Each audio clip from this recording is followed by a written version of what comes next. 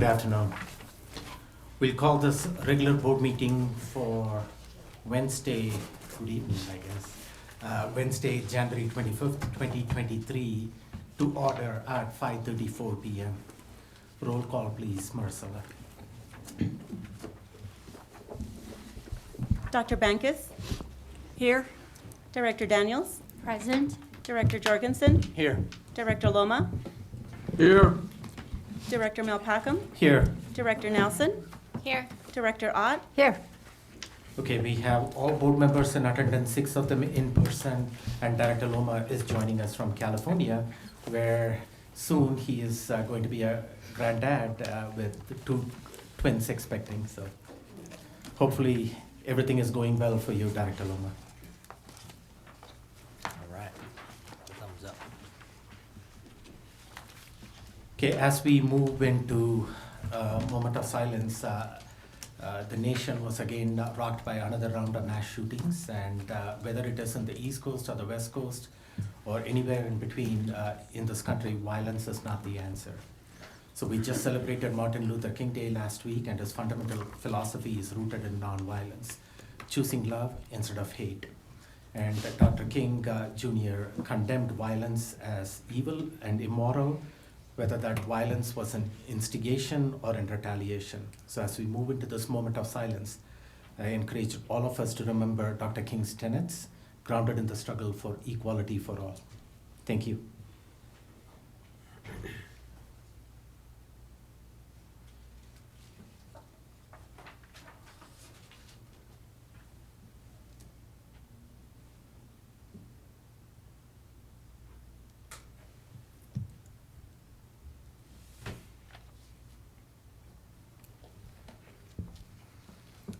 Thank you. Secretary Bankus, can you please make the motion to adopt the agenda? I move that the Board of Education adopt the agenda as amended by removing item D for budget transfers, appropriations, and FTE approvals, as there are no budget transfers, appropriations, or FTE approvals. Second. Moved and seconded. Marcella, roll call, please. Director Bankus? Aye. Director Daniels? Aye. Director Jorgensen? Aye. Director Loma? Aye.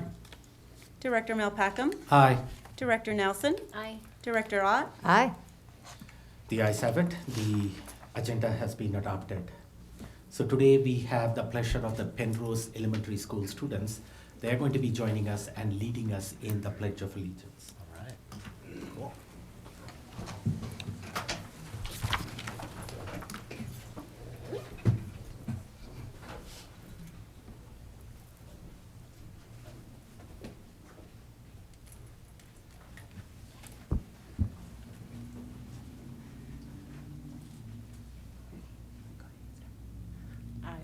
Allegiance to the flag of the United States of America and to the republic for which it stands, one nation, under God, indivisible, with liberty and justice for all. Thank you, students. That was awesome. If you can just take a seat, I'll Okay. get to you In a minute? Okay. Yeah.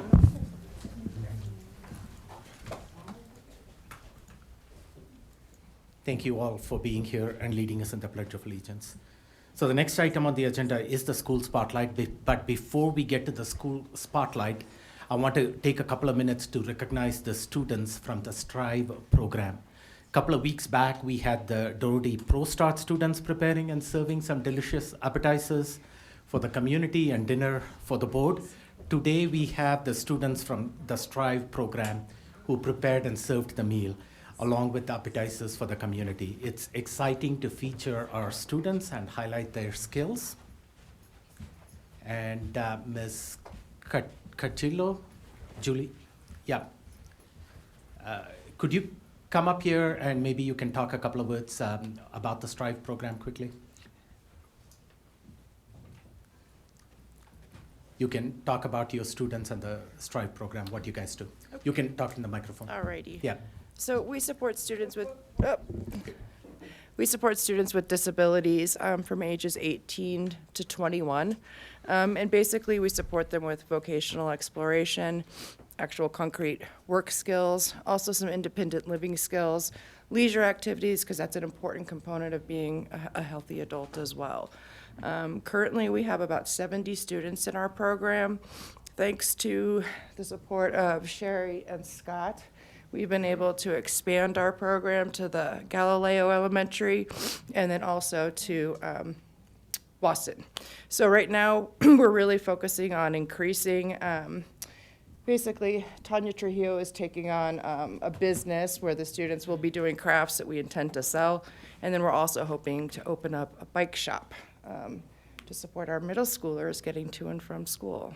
So that's kind of us in a nutshell. Thank you. And that's an important job that you guys have out there. This meeting is being recorded. You guys, somebody's talking over me. But you also have that recycling program too, don't you? Yes, we also work with Dwayne Robeson on developing a partnership with Blue Star in the community where we're doing recycling essentially, and that's out of Mitchell. So Okay. that's been wonderful. Okay, and wonderful program for students in the 18 to 21 year range after they graduate from high school. Before they transition into their adult life, you prepare them for their post-secondary readiness. At all levels. So students who are significantly impacted to students who have more moderate needs. And that's where the strengthening of our relationship with CTE is really a key component because we're wanting to support those students with disabilities with those concrete work skills. So Okay. that's a big part of our goal. Thank you. Superintendent Gall, you want to add? Yeah, just as a reminder to the board, the tote bags from Christmas were also prepared and made by the Strive program. So thanks to both Olivia and Isabel and all the Strive students for their rush job as we needed the opportunity to share that with you all.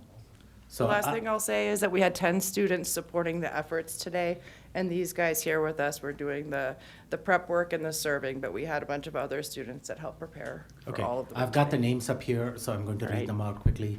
And if I miss out anybody, please speak up. And Bella, Caden, Devin, Zane, and Caleb helped with the preparation. Hunter, Ali, Sarah, Casey helped with service and setup. Shelby and Cable helped in both. And I also saw Alex out there. Did I get your name, Alex? Okay, I did. Okay. Did I get all of them? Yes. Okay, and the staff that are up here to support too. So thank you, all of you, for being here. Thank you for preparing that wonderful meal. Thank you for your service to the students and helping them prepare. It's another, when we talk about equity, this is another way we are Absolutely. meeting the needs of our most students that need our help. You are preparing them. So thank you. Thank you. Thank you for being here. Thank you.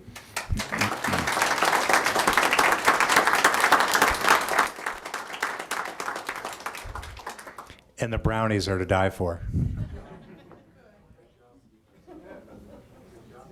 And the strawberries too. Now it's the school spotlight. Superintendent Gall, you can introduce the Penrose team. Yeah, if I get Principal Katie Schoolmaster to come forward, the new principal at Penrose Elementary School. Hi, everyone. Good evening. Hello. I am so honored to be here tonight for School Spotlight. I saw you guys not too long ago and said we would be back, and here we are. So I have brought some very eager students with me.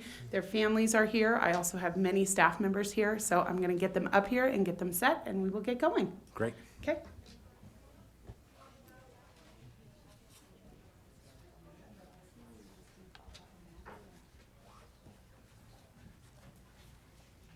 Found the question mark.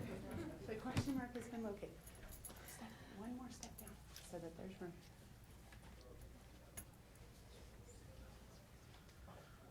All right, so welcome to the Penrose Spotlight. We're so excited to be here with the school board tonight, and we are going to go through a few slides, but the biggest thing that you are going to hear tonight is you are going to hear from our students. So I am so excited for you guys to hear this, and please, at the end, we will have time for questions. So today we are so excited to be presenting to you fifth grade science lessons. And I know you guys have seen a lot from different schools, and this is something we have taken a lot of pride in. So, Serena, please come up and give us a quick introduction on who we are. PBL, the 4 C's of project-based learning: collaboration, working together, communication, sharing thoughts, questions, ideas, and solutions, critical thinking, looking at a problem in a new way, creativity, trying new approaches to get things done equals innovation. So yes, Penrose is a PBL school, and so the 4 C's are something that drive every lesson that we try to instill with our students. And today we're going to be talking about Project Lead the Way, which is one way that we deliver project-based learning for our students. Project Lead the Way, you will hear more about the specific science lesson that these kids are doing, but Project Lead the Way is something that is happening in many schools across the district, and is something that we are very excited to have at Penrose. Mrs. Kaufman, would you like to talk about Project Lead the Way?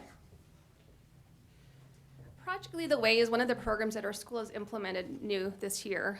Some of the teachers were trained last summer, and with that, we decided this semester to go ahead and go full force and actually have the whole school start doing it. I took it upon myself with my schoolmaster to start doing some curriculum planning, and then we implemented it starting with the 5th grade teachers who are both here, and then I went down to kindergarten and started going in most of the classes. Everybody was very receptive and they enjoyed the process, and the kids seem pretty happy with what they're learning with hands-on learning, kinesthetics, and also the tactile learning of doing everything within the lab. We have a PBL classroom, which Ms. Hill had created for us, and so did Mr. Yanni and Mr. Romero, and then they organized it where one part of it is the learning, the writing, the academic part. The second part is the actual lab, where we have different rotations where the kids can go in there, enjoy what they're doing, and they brought some artifacts to show you guys and also explain it, which they're going to do now.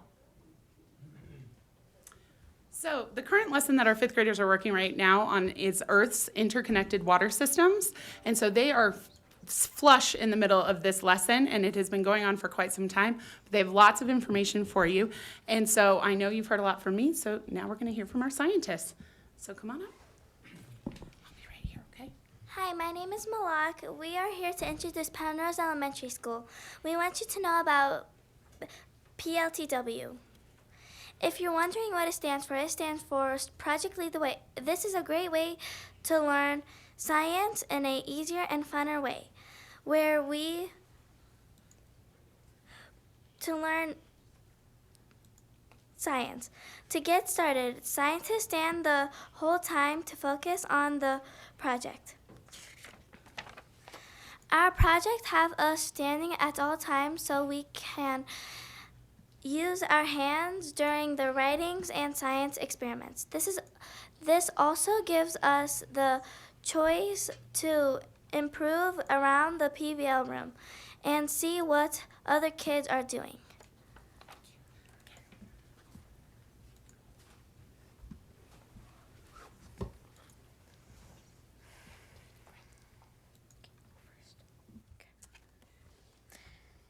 Hello, I am Daxton Harley, and this is Jackson Wright, and we are here from Penrose Elementary in 5th grade. You want me to talk about it for a second? Yeah. Okay. So one of the things that our students are working on right now is trying to understand the big question about how water's interconnected systems affect us in Colorado and around the world. These guys are asking the big question of, how does this matter to us, and what are some of the things that we can do about it? Daxton, you have some of that information. So, we use this program to answer questions about what we are curious about. We also use the 4 C's of PBL with the PLTW because it helps kids understand science.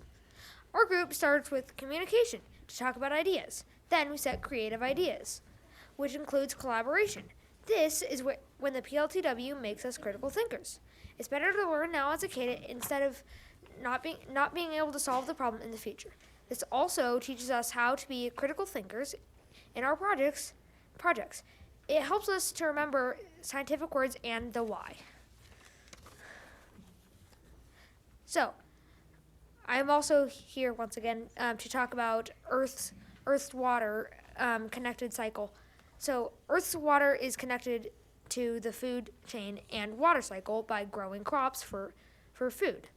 Next, all living organisms need food and water to survive. We are losing water because of droughts and food shortages. The connections of the interconnected water systems can help us. Thank you. Come on up. Stand with her. Hello, my name is Olivia. I'm from Light-Penrose Elementary. I'm from 5th grade. My name is Camden, and I'm from Penrose Elementary in 5th grade also. Tell them again who you are. I am Camden from Penrose Elementary, 5th grade also. Today we'll be talking about the water cycle. Heat hits the water, it evaporates into the clouds, turns into rain and snow. And it will fall to the ground. It will fall to the ground and make puddles, and then it will seep through the ground and make more streams, and then the process will repeat itself. Thank you, Colorado Springs Water Utilities. We enjoyed your presentation. Hi, my name is Fatima. Hi, my name is Carolyn. We're And from Penrose Elementary and in 5th grade. These are our science journals. We started investigating our question: what happens with water in the earth and environment? Thanks, Colorado Springs Utilities, for coming to Penrose Elementary. Our journals helps us keep track and keep learning about science. Something we will talk about is what's in our science journals. Carolyn will talk about that next. Our science journals have 4 main parts: the definition, what each word means, and the table of contents. Later on, we will get deeper in the vocabulary.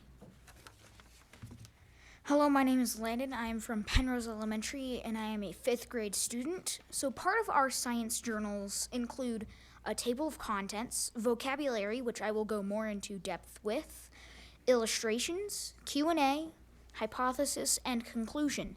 We haven't quite gotten into the last 2 because we're not done yet with our science journals. Here's an example of our vocabulary. We have 6 vocabulary words.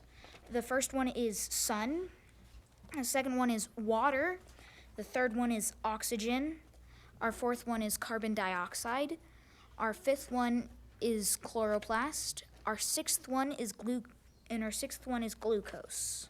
Can I ask you a question about your vocabulary words? Sure. Do you just learn the definitions, or do you learn how they are connected to the water system and why they're important to know? No, we do not just learn the definitions. we also learn how they are connected to the Earth's water system and how to use them in real world and conversations. Perfect. Thank you. Hi, my name's Serena, and I'm in 5th grade from Penrose Elementary.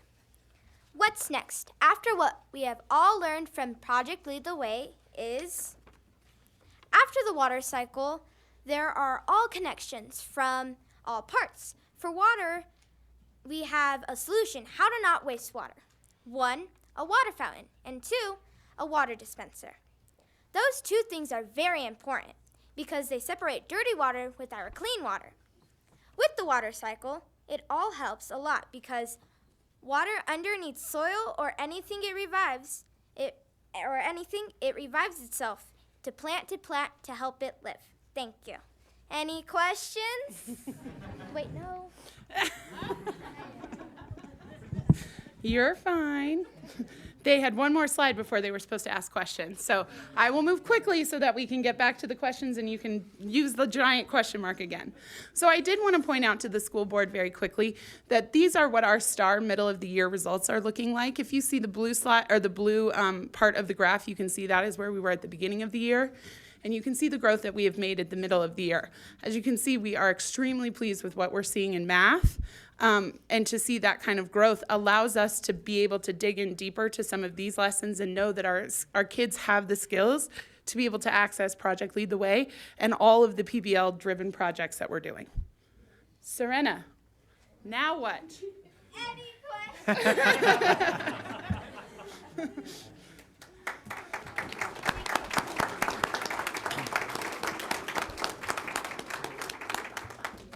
So Yes. thank you. Thank you Yes. for the presentation. Thank you for bringing the students here. Thank you for the parents for driving the students here. This is wonderful having the kids here. So I was here about 30 minutes back before the meeting started, and I talked to the two delightful young ladies out here, Fatima and Irwin, if I got their names right. And they were making some, what do you call it? Bracelets. That's what it is. They were making some bracelets out there with rubber bands. I was engaging in a conversation, and they were really quick with it. And I said, like, how long does it take you to make a bracelet? They said, like, 3 minutes, 4 minutes, 5 minutes, something like that. I said, like, can you make me a bracelet? By the time I come back, I was going downstairs, and they promised me to make me one. Did you guys have something for me? Thank you. Yeah, I know, but this is pink and purple. I love it. Thank you, guys. Board members, questions or comments?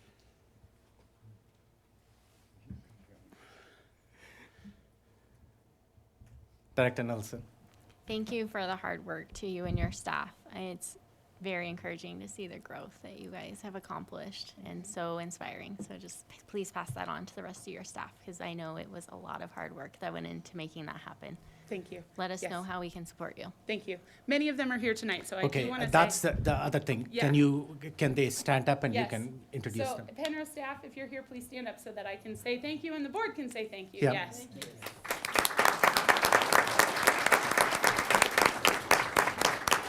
And thank you, students. You did awesome. That was very fun. Director Jurgensen. I've been to Penrose in the past when you guys have had your project-based learning, gallery walks and things like that. Have you guys done project-based learning last year as fourth graders too? Yes. Can one of you tell me the main difference between the old project-based learning and then having Project Lead the Way help you this year? How has it been better for you?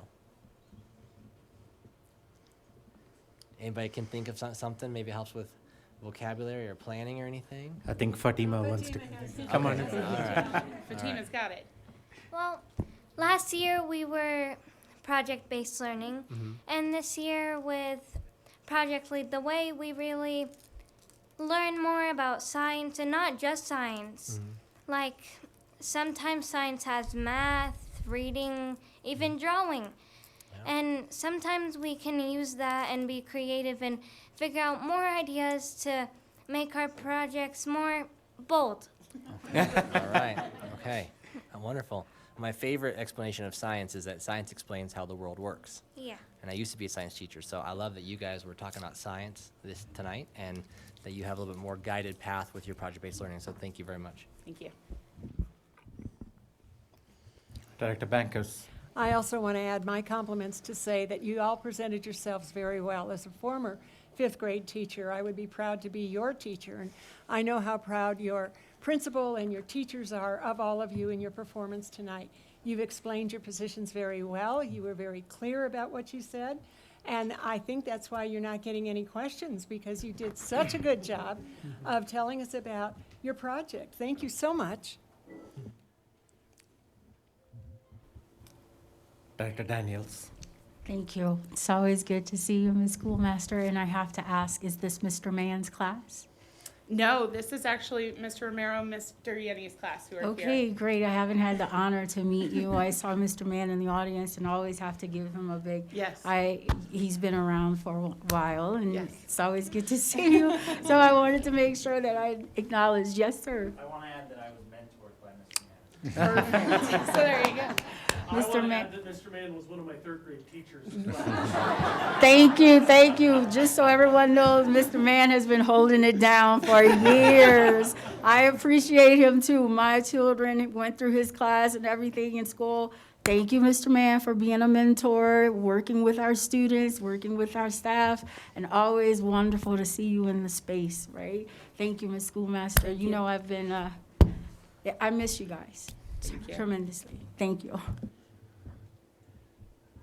And just to remind the board, current enrollment 358, projection was 84, and last year was 348. So beat last year and demolished the projection. So seeing that, one leads the other, achievement is so closely correlated to enrollment, and it comes with these types of experiences. Our parents and our children like to have hands-on learning. Project Lead the Way is a great example of how we can get PBL. You hear the excitement in the kids' voices here, and this is just a sample of what's happening at Penrose and many of our other schools. Yeah. Director Ott.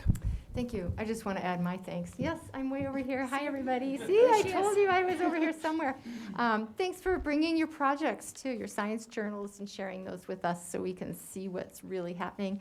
And hopefully we'll come and visit and see you again soon, and you can host us instead of the other way around. Yeah, absolutely. We would love that. Thank you. Yes. So thank you again.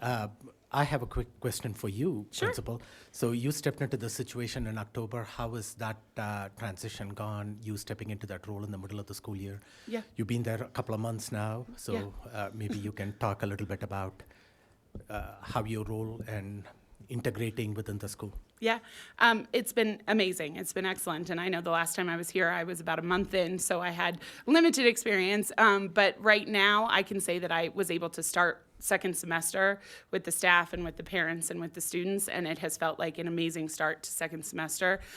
We are coming off of some incredible learning that we did in first semester that we're seeing from our STAR results. We're doing a lot of work around the Eureka curriculum and how we're working and planning around our lessons and our modules. Our teachers are very excited about that. And we have also just this week implemented some teacher-to-teacher observations that teachers have been asking for. So I really do feel like my transition has been led by what they're asking for, and we've been able to get that accomplished. And as you can see, our students are thriving.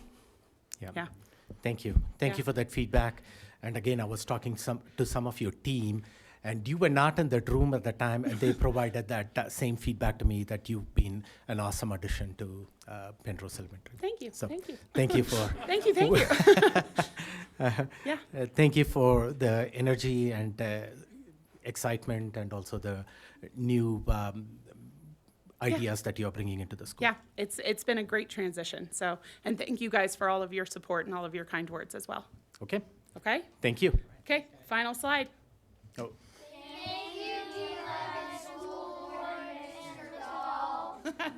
They very much wanted to get the thank you in. Yes. Thank Yes. you. Yes. Thank you. Thank you all for being here. Now, hopefully you got some of those. If you didn't pick up a brownie from outside, they're delicious. Yeah, Serena, come stand over here. It's They're to gonna you. come up here. Okay, they're gonna go. Okay, Go see Mr. Superintendent's Ball, you report. three. Yep. Okay, as we start off our superintendent's report, as is tradition, we'll have 3 students come forward to thank members of the Penrose staff. So please come around. You get my seat, you get my microphone, and you get to talk to the whole world, one at a time. Introduce yourself again and tell everybody. The slide's going to come up here so you can see your name of your teacher if you forgot it, and just tell everybody what you want to tell. You can go first. I want to give a shout out to Mrs. Kaufman.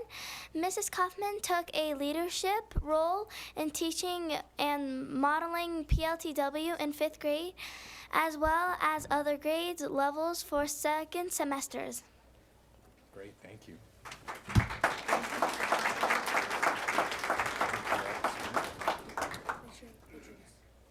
Hi, I'm Serena, and I want to give a big shout out to Mr. Romero. He is always dedicated to PBL or PLTW, driven lessons that allow his students to work together and build the necessary skills needed to solve real world problems. Thank you, Mr. Romero.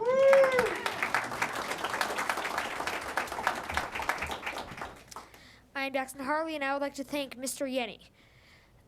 Mr. Yenny builds great relationship with the students, and it has created a great learning environment in his classroom for students to take risks and learn.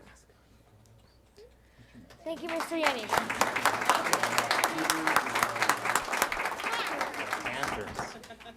So I just asked our students what was the mascot for Penrose, and then Serena, right, said to me, it's the Panthers.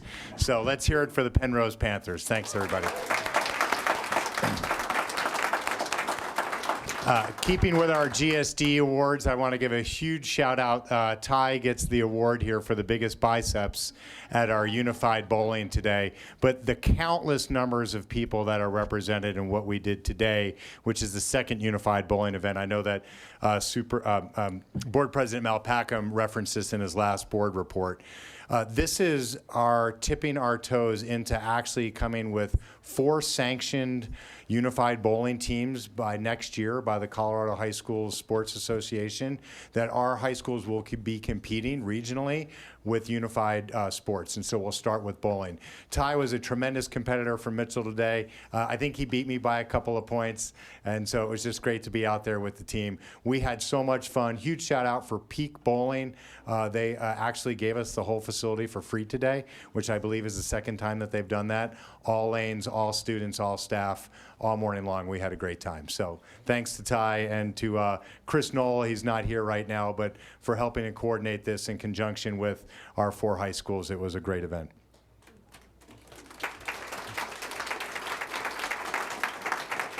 Okay, this is a before and after of 1980 or 1990s prom. So I had everybody kind of line up in the same way here.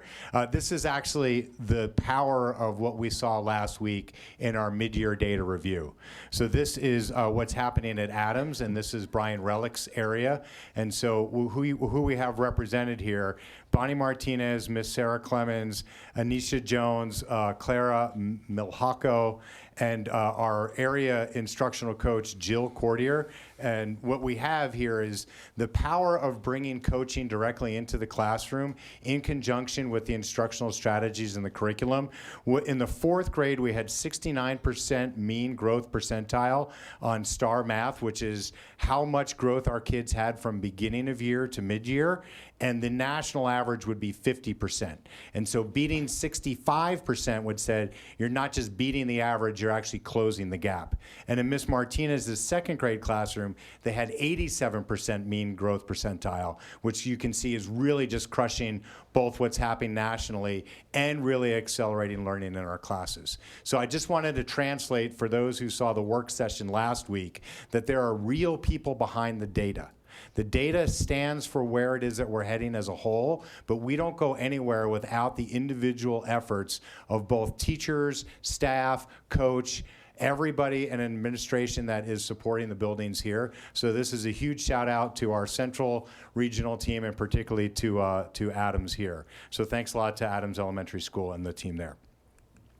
This is a giant GSD, getting stuff, I should actually use the other word for S, getting you-know-what done, because these are the plumbers that saved the day at Doherty High School over the weekend.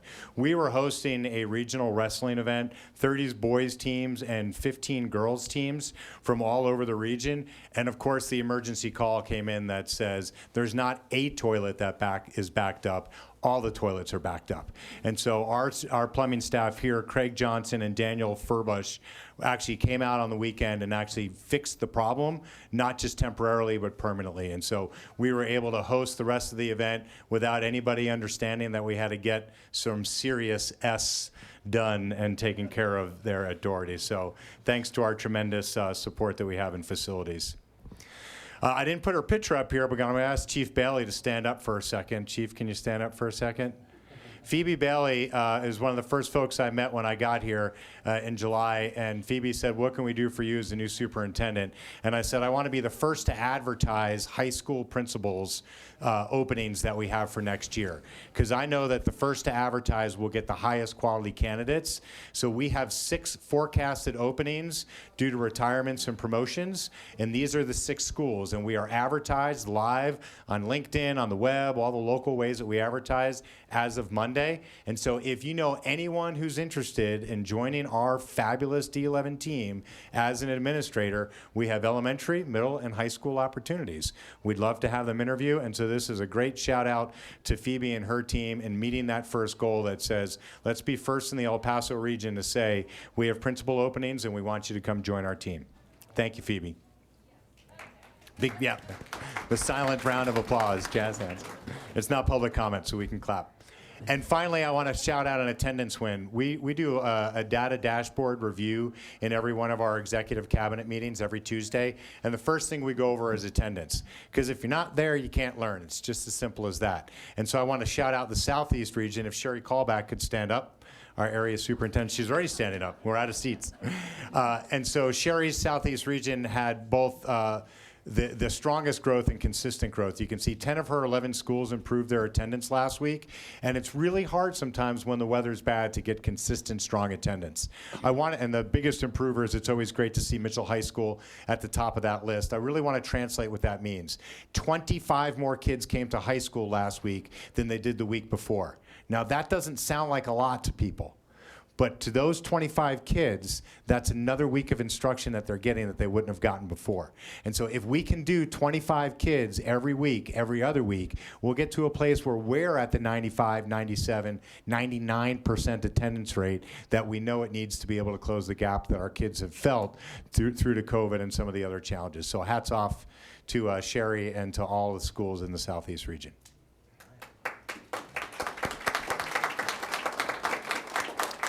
And that concludes my superintendent's report. Well, thank you, Superintendent Gall. And it's exciting to know that District 11 is going to be one of the first districts that's going to be advertising the principal vacancies. So hopefully we get the cream of the crop out there, the best qualified and the most competent people that can fill in. I was going to ask you one quick question back there, Superintendent Gall. I know that you participated in that Crime Stoppers Town Hall meeting yesterday. Are there any takeaways that you want to share? Yeah, just briefly, I think the Gazette and KOAA, so you might be able to find it on their webpage, joined by the Chief of Police, the Sheriff for El Paso County, the District Attorney for the 4th Judicial District, and the lead professor for criminal justice at UCCS. It was a great opportunity for us to meet together and talk about what the safety needs are of our community. What I felt was very strong partnership across the panel, and it was well attended by many citizens. Must have been 150 plus. We had 2 board members there, Director Ott and Director Bankus were there, as were some very familiar members of our audience here. And I would say strong partnership, lots of lean in on legislative change that we believe would be helpful, and tons of people who are interested to know how we can continue to provide the safest schools with both safe entry and exit from every one of our buildings. There are real challenges. Many of you received the message that I sent last night on the social media threat that we had at Coronado earlier in the week. We have to get to a place where we see high quality education and face-to-face instruction as the way to the future, and not allowing us to constantly be held hostage by a single social media comment that resulted in the loss of 70% of our students attending school on Tuesday at Coronado. So we feel that we have strong partnership with many layers of the city, and we look forward to seeing where that can take us for the remainder of this year and next year. Thank you. And thank you for all the Penrose students and staff. Some of them are still there, up there in the lobby. So thank you for all of you for being here. Board members, do you have any comments or feedback on the superintendent's report to Superintendent Gall? Okay. Seeing none, public comments. So going over the board protocol, each of you have, this is a short list today. Each of you have 3 minutes for your comment. A clock will be displayed on the screen to help you through that. Please monitor the clock so you can get your comments in that 3 minutes. Please be respectful of your speakers, of our speakers and the audience, and maintain the expected decorum in the boardroom. Communicate your thoughts in a professional and courteous manner. And again, a reminder that board meetings are primarily business meetings for the orderly and efficient conduct of the business of the board. And as highlighted in the board priorities, the board goal is to build trust and transparency by listening and engaging with our community and receiving feedback on what is working in our district and what needs to be improved.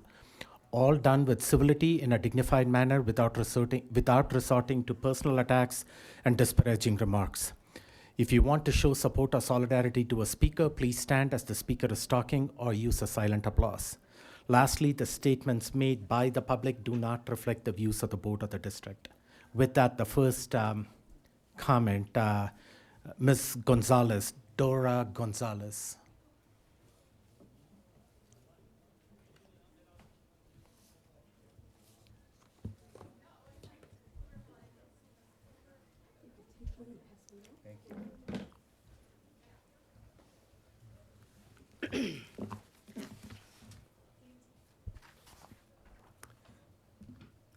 I don't even think I need a mic. I can use my teacher voice. Good evening. I'm Dora Gonzalez. I'm the Education Committee Chair for the Latina Equity Foundation, a nonprofit organization founded to address the needs of Latinas in Colorado Springs. From a report from AAUW that was published shortly after COVID. The Latina Equity Foundation is currently focusing on economic prosperity, health and wellness, and education. As Education Chair, I am here to share the first annual Southern Colorado Latina Conference, which will address career and technical education, career and technical education resolution. I read that earlier. The first annual Southern Colorado Latina Conference will provide interactive learning opportunities for 8th and 9th grade Latina students in Colorado Springs, with leadership skills to become self-advocates, tools to practice self-care, and aids to visualize their culture and their futuristic selves. Students will also discover career expectations in medicine, women in construction, STEM opportunities, auto mechanics, business, and entrepreneurship. I am here to ask the District 11 School Board and Superintendent to partner with the Latina Equity Foundation and encourage your 8th and 9th grade Latina students to register and attend this awesome learning opportunity. In front of you, you should have a packet. It has the flyer in English and Spanish, and for those that need a hard copy for registration. What questions do you have? Thank you. We don't usually do questions during the public comment sections, but thank you. Thank you for sharing this information. So we will certainly take that into consideration and pass this information along to the concerned district authorities. Thank you very much. Thank you. I still had time. Wow. Yeah. Ms. Susan Forjay.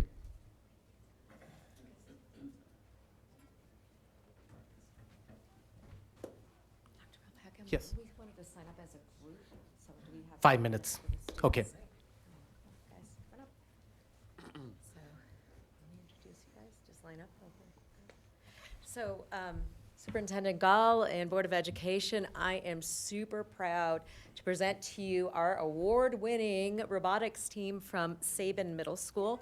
Each of the students, we're going to share a little bit about what's going on. We're still mid-season, but in anticipation of our CTE Awareness Month this February, we wanted to share our successes with you now.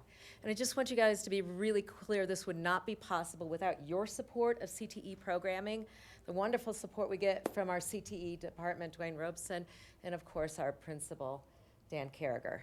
But I'm going to let the students speak for themselves. So go ahead, folks. Hello, I'm Maddox Mead from the Alpha team at Sabin Middle School. Currently, we have qualified for states in our first competition through the Skills Championship, at the championship. And our bot is capable of multiple tasks, including rolling color wheels, shooting discs, and moving at quite good speeds and extreme strength. Thanks to the CTE program, we have been capable of learning many new skills, including like organizing our work, how to like divide it between ourselves, and how to conquer these challenges that we are faced, and how to code, build, and engineer these systems. I'll be handing this off to my teammate. Hi, my name is Tim Egbert. I'm also on the Alpha team at Sabin Middle School. I am super happy to be on the robotics team. I believe that it is very successful, and I also believe that we could not have done any of that without all of your support. So thank you for that. So yeah, thank you very much. Hi, I'm Audrey Beckenbauer from the Bravo team at Saban. I'm here to represent my team, who's won the Judges Award and the Championship Skills Award. We qualified for states in December, which has only been possible through your support of our program. That has also helped me learn how to write an engineering notebook, time management, leadership skills, and really figure out what I wanted to do engineering in my career. Thank you.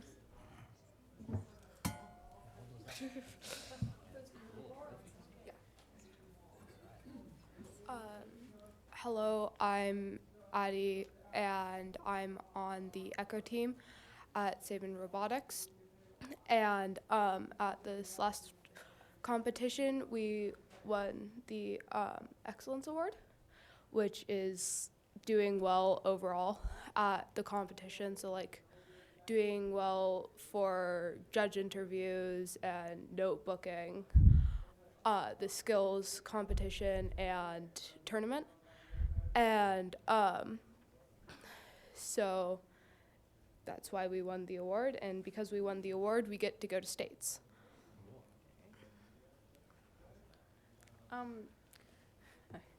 I think that our team's, I'm Rihanna, I'm also on the Echo team.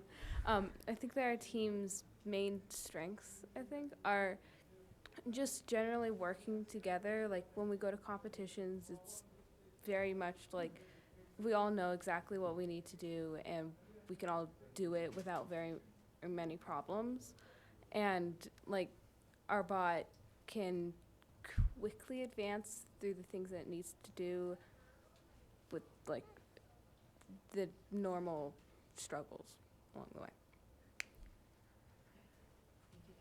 And just so you folks are aware that our teams will also be participating in the February 20th signature event at the Broadmoor.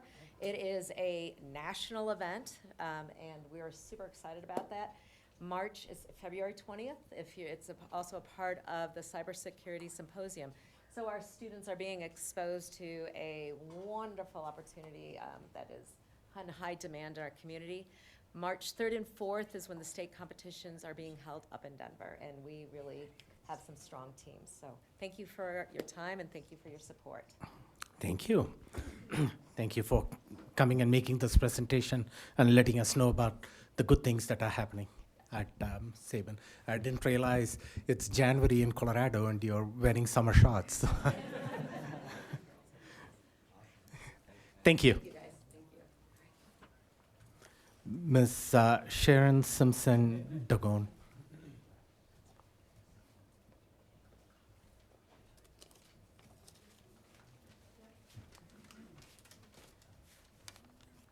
Good evening, Superintendent Gall, Dr. Mel Packham, and other members of the board. What do we agree on? A lot, including that D11 is a secular public education system that functions within prescribed guidelines, state and federal, that the board is charged with policy and personnel decisions, that money needs to be accounted for and spent wisely, and that board members are viewed to be in a position of authority.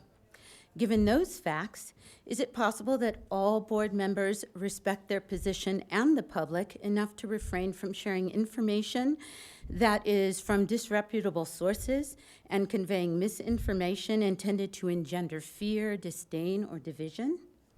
As our students are being educated, we hope that they are learning to research well, to understand the meaning of words, and to recognize the importance of context. Some board members ran on it, and it was mentioned repeatedly during superintendent interviews. Because we are about to celebrate Black History Month, the national conversation bleeds into the local, we might be reintroduced to the falsehood of CRT being taught in D11, which it hasn't been, isn't, and won't be because it's a postgraduate concept. As a community member, I want people to be woke or aware.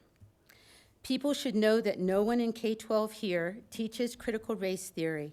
Social studies teachers rightly present history, the good and the bad, and encourage students to think about and discuss implications and consequences of actions, all age appropriately.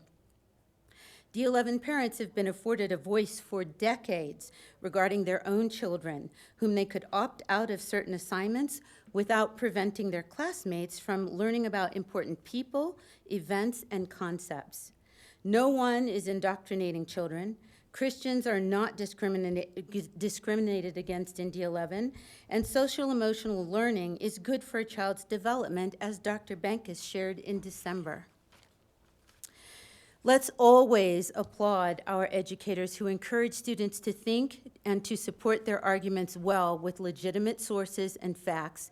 D11 isn't perfect. Our history, though, has left clues from which we should learn in order to inspire every child to achieve personal excellence, knowing that as they develop, they are accepted, respected, and valued, regardless of identifying other imposed labels. That will make a positive impact for everybody's future. Thank you. Thank you. So thank you all for being here this evening and sharing your thoughts and comments. And if you check the box asking for a district administration to contact you, somebody from administration will follow up and contact you. That's all for the public comments. Moving to the special reports, board member reports. Board members. Director Bankus. I wanted to bring to the board meeting the results of the information we got at the work session last week. It was a report on the mid-year 2023 growth results. We continue to focus on academic growth and achievement. At the work session last week, keep in mind we've only been in student contact days 52 to 54 days of the year. I want to highlight that black and white students each demonstrated in the 49th percentile in English language growth. For Hispanic and white students, they demonstrated 44% and 48 percentile in math.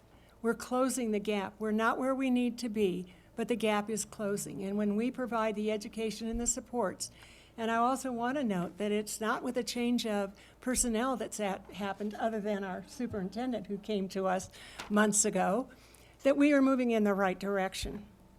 Students on an IEP and a non-IEP demonstrated 47 and 46 percentile in ELA, not much of a gap there as well.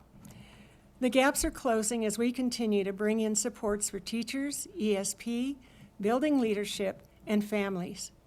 We have a ways to go. I want to make sure that we understand that. But remember, we've only had 52 to 54 days of student-teacher contact. We are on an upward trend, and I expect with your support and with the continued efforts that we are all making that that trend will continue, and we will indeed become the Colorado Springs School District School of Distinction. I also want to share my participation in the Martin Luther King breakfast last week. Once again, it was hosted by Colorado College, and I want to acknowledge fellow board director Darlene Daniels. She hosted the table conversation at the program's end. I found the program much more conciliatory than the last time I attended, which to me is a signal all of us are coming together to find common ground to best serve all of our students, all of our families, staff, and volunteers. That includes the board. In closing, I would like to acknowledge a great leader in bringing unity to our community, Henry Allen Jr., former chapter president of the NAACP, and chapter president of the Southern Christian Leadership Conference. His recent passing has left a sorrow in my heart and the hearts of many in our community, but that spirit lives on, and I would like to reinforce the idea that we are all here to take care of children, to make sure that we give them a well-rounded educational opportunity so they can achieve their potential, so that we grow as adults in providing that opportunity for them, and that we stay open to finding common ground to make that happen. Thank you. Thank you. Director Daniels. Thank you. First, I wanted to acknowledge Ms. Gonzalez. Thank you so much for the Latina Equity Foundation first annual. It's exciting. And I also have to say, it's a little it's going to be challenging because the African American Youth Leadership Conference is the same day. So I'd have to jump between colleges to participate, but I'm excited that you all are pulling that together for the community and for our students. So yes, community, you have 2 wonderful conferences happening on March 4th, right? Yep, March 4th, that's Saturday from 8 to 4:30. African American Youth Leadership Conference is at Colorado College, and Latina Equity Foundation is going to be at University of Colorado Springs, right, UCCS. So please join in. Also wanted to acknowledge Ms. Navarro. She's now with the transition team, so let me just say thank you, transition team, for the meal. But I so miss subbing in your class, Ms. Navarro, if you're listening to me. Her special ed class at Mann Middle School, loved the students there, loved participating with them, and it's just really good to see some of the people that I've worked with over the years still here. So thank you for being here tonight. Strive, right? Also wanted to acknowledge January 31st.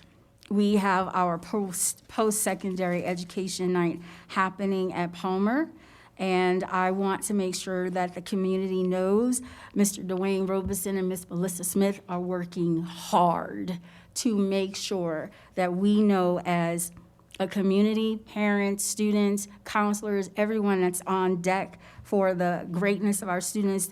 We are having this for everyone to come and learn more about career and technical education, work-based learning, concurrent enrollment, Ascent program, TRAP, and all of the other opportunities we're presenting from 8th grade to 12th grade, right?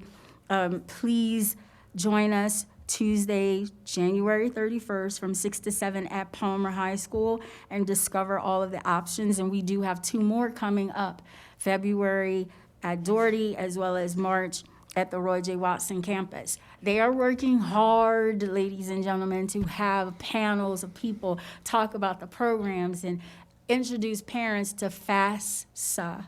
FAFSA. Have to learn how to get that acronym correct. The opportunities are amazing, and we need the students to know to also talk to their counselors so that they can get involved and be a part of it. If we're doing project-based learning through Penrose, then we want to make sure that's ushered all the way up to high school so they can get into these concurrent enrollments and Ascent programs and walking away with possibly their first year of college taken care of, right? So we have opportunities. We just need all of us to work to make sure that they're being provided and known about for our students in our community. So yeah, that's everything. So thank you, Director Daniels, for reminding the community about that. And sometimes students get the second year paid for too with that college. So hopefully they're taking advantage of this. Director Hart. Thank you. I love that the Latina Equity Foundation's Latina Conference is on the International Day of the Woman, or International Women's Day, so March 4th. That's pretty cool. And I feel like, oh, yes, the Martin Luther King Jr. breakfast was there, and then you talked about the African American Youth Leadership Conference. I was also going to talk about that. Just to mention that registration is open. It is on March 4th. That one for students in grades 6 through 12, and there's also parent workshops, and kind of like the Latina conference, there will be leadership and entrepreneurship workshops, also college prep and financial literacy.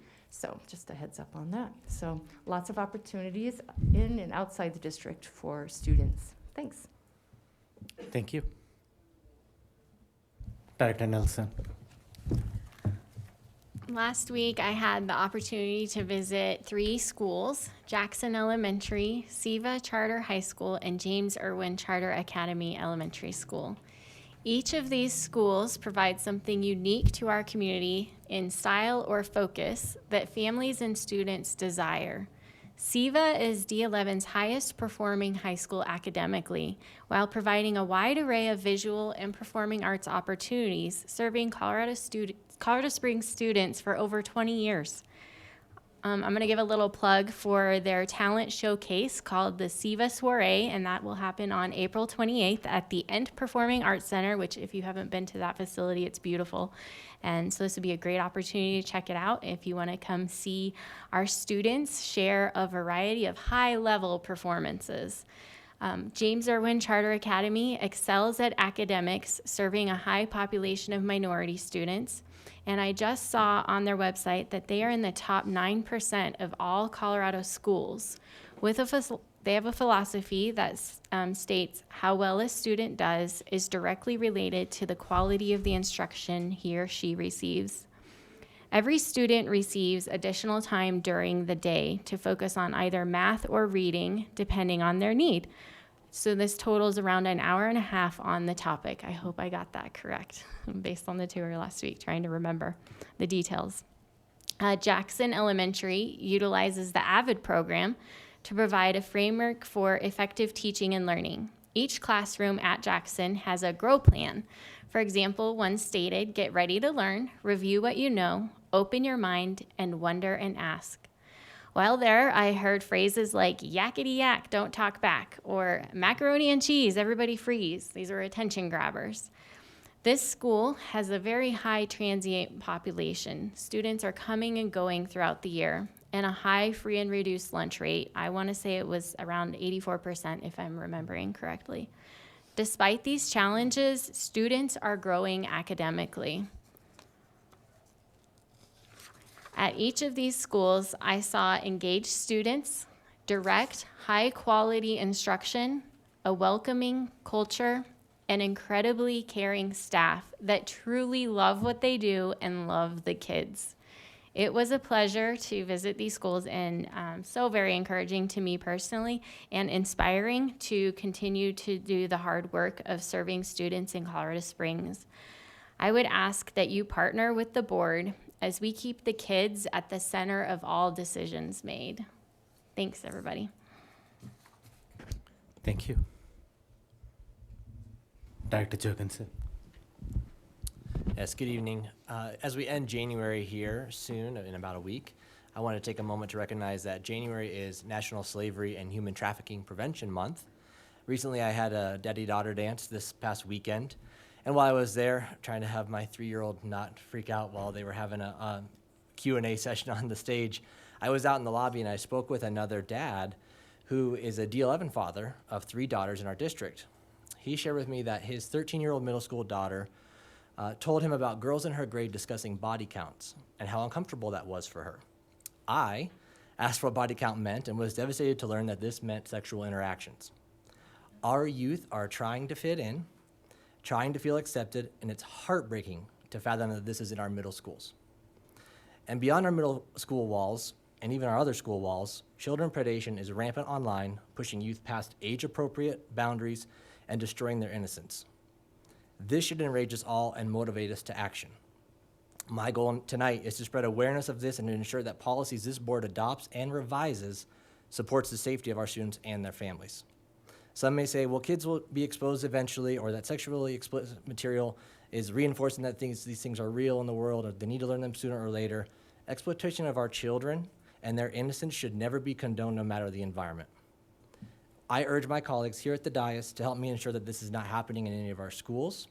And while I am not naive to the fact that we cannot control everything D11 students are exposed to, I do know that we are responsible for the content and material the district holds and for the educational endeavors of our schools. I encourage parents and guardians to live out your values and morals for your children, that you hold for your children as well, to have the difficult discussions with your children, even if you don't think it's happening with them. It is. To turn a blind eye to what your students can access on their devices, the best way to teach your children to stand up for what is right and to live with integrity is by setting an example with your own actions, even in these difficult topics. Human trafficking is a real problem, and it's local. That must be taken seriously and occurring online as well with digital content of our youth. Earlier this month, there was a news article that I can reference if anybody would like it, of right here in Colorado Springs, a man being investigated for human trafficking. So it's a local thing that I'm concerned about, and that is just devastating. I implore each of us to get involved and help preserve childhood innocence, as this is a vital first step in protecting our children. And that's what I have for you tonight. Sorry, it's a bit heavy. Thank you. Does Director Loma have any comments? Director Loma? I'm here and I choose to not comment on Jason's point right now, but I have other stuff that I wanted to bring up, but I think it's a little too deep for me to be online. Okay, thank you, Director Loma. So I'll finish with my board member report. So my board member report is about all things Palmer.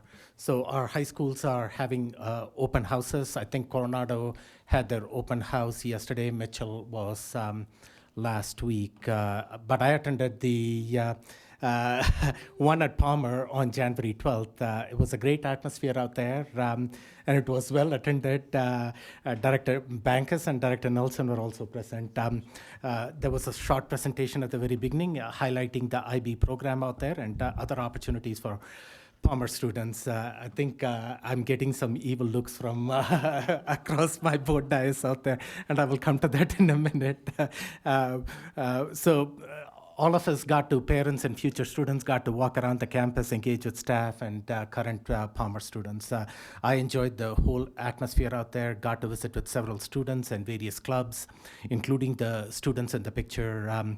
The students up there on the top, they have regular podcasts on current topics and events. These students want to go into media broadcasting. They certainly were not shy expressing their thoughts with us. The ladies on the right, on the other hand, they were very shy and modest.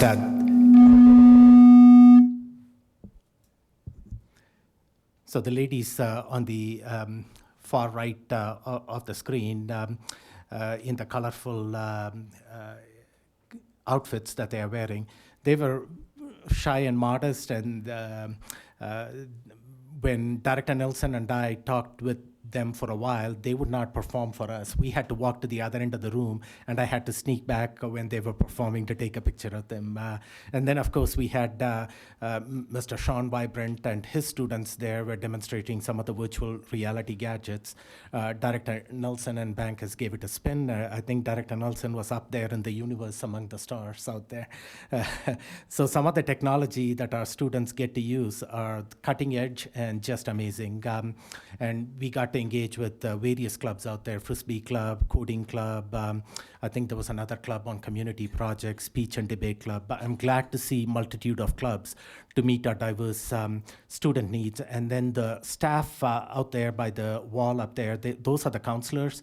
Those are the counselors that are going to be guiding the incoming freshmen and providing them the supports and resources they need as freshmen when they navigate that first year in Palmer.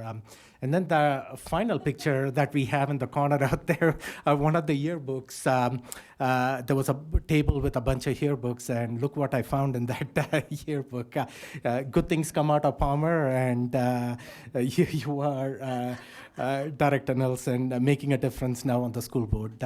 And that's when Director Nelson was in sophomore in Palmer. So. You can't trust to take Dr. Mel Packham anywhere with a secret. And Director Jurgensen, fair warning, I'm going to hunt your Dorothy picture next. So we had a good thing, good time out there. And so keeping, again, all things Palmer, I've had a back and forth email conversation with the Palmer Student Council for a while now. And on Friday afternoon, I had a little bit of time to come and talk to them. And I asked the teacher if I could stop by, and I thought that there would be about 10 or 15 students out there that I can engage with them round the table conversation. I walk into a classroom with about 60 plus students, but boy, they had some great thoughtful questions, productive dialogue, open-minded curiosity, critical thinking skills. All of that was on full display. We discussed about so many different things, the pandemic, the snow days, the difficult decisions that the school board has to make, and how each of us take that responsibility seriously and always put students first in the decision making. And they were able to understand how we have to look at both sides of an issue when making these decisions. And when I walked into the room, I was not sure what to expect. I left that room thoroughly impressed. In a subsequent email I shared with them and their staff, I talked about how I have so much more considerable hope for our younger generation, that they were far better equipped and prepared for civil discourse than even us adults sometimes. We find it challenging often to do that. These kids were open-minded and willing to look at both sides of a topic. So, and for me, and for all board members, I know that this job gets stressful sometimes with a lot of meetings, preparation, answering emails, and sometimes talking about the coverage in the media, positive or negative. But one visit to that Palmer classroom puts everything in perspective, at least for me, as to why we step into this volunteer job and choose to serve in that capacity. It centers around those students. Talking to them gets you energized and gives you a full understanding on the enormous responsibility of serving on the school board, and that is to do right by those students. And those student voice is strong, alive, and thriving at Palmer. And Superintendent Gall, I was informed that student voice will be engaged in the principal selection process as we look for the next leader at Palmer. And I also want to thank Ms. Kelly Klein, Julie Swankowski, Keith Ferguson, Nathaniel Lohman, and Ali Eustace, who I see in the back of the room up there. So thank you for opening your classrooms, and most of all for your commitment to our students and their education. And I had some pictures about the bowling, and you preceded me and got the picture of you out there. So, but this was a terrific atmosphere this morning out there at the Peak Bowl.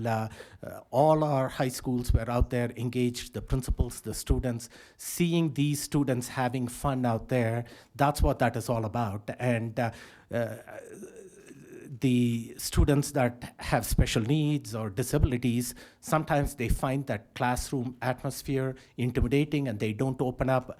But here they were all joy.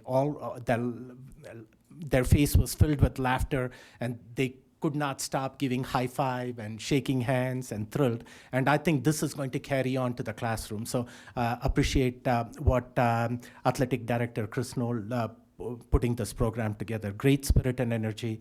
And as I've said before, students walk into our school doors with diverse need. Meeting every student where they are in their K-12 educational journey and providing them the opportunity to thrive and excel is what the school board is about. Another example of equity in action and making a positive difference to our most impacted students. And the last slide I have is we have a couple of more open houses coming up. I think both are scheduled for tomorrow, one at Doherty and one at Odyssey Early College. So if you have time, parents, 8th grade parents, go and visit these open houses, figure out if this is a school of choice for you. Doherty provides the traditional high school experience, and Odyssey is going to challenge you, and you are going to all the students out there walk away with a 2-year diploma. So I encourage you to take advantage of this opportunity. Thank you. That's all I have. Moving on to consent items. Treasurer Nelson, if you are still on speaking terms with me, can you please make the motion to adopt the consent items? I move that the Board of Education adopt all consent items as designated in the agenda. The consent items are C2, approval of January 11th, 2023 regular meeting minutes. C3, approval of personnel recommendations for January 25th, 2023. Second. Moved and seconded. Roll call, please. Marcella. Director Bankus? Aye. Director Daniels? Aye. Director Jorgensen? Aye. Director Loma? Aye. Director Melpacum? Aye. Director Nelson? Aye. Director Ott? Aye. The ayes have it. The consent item has been adopted.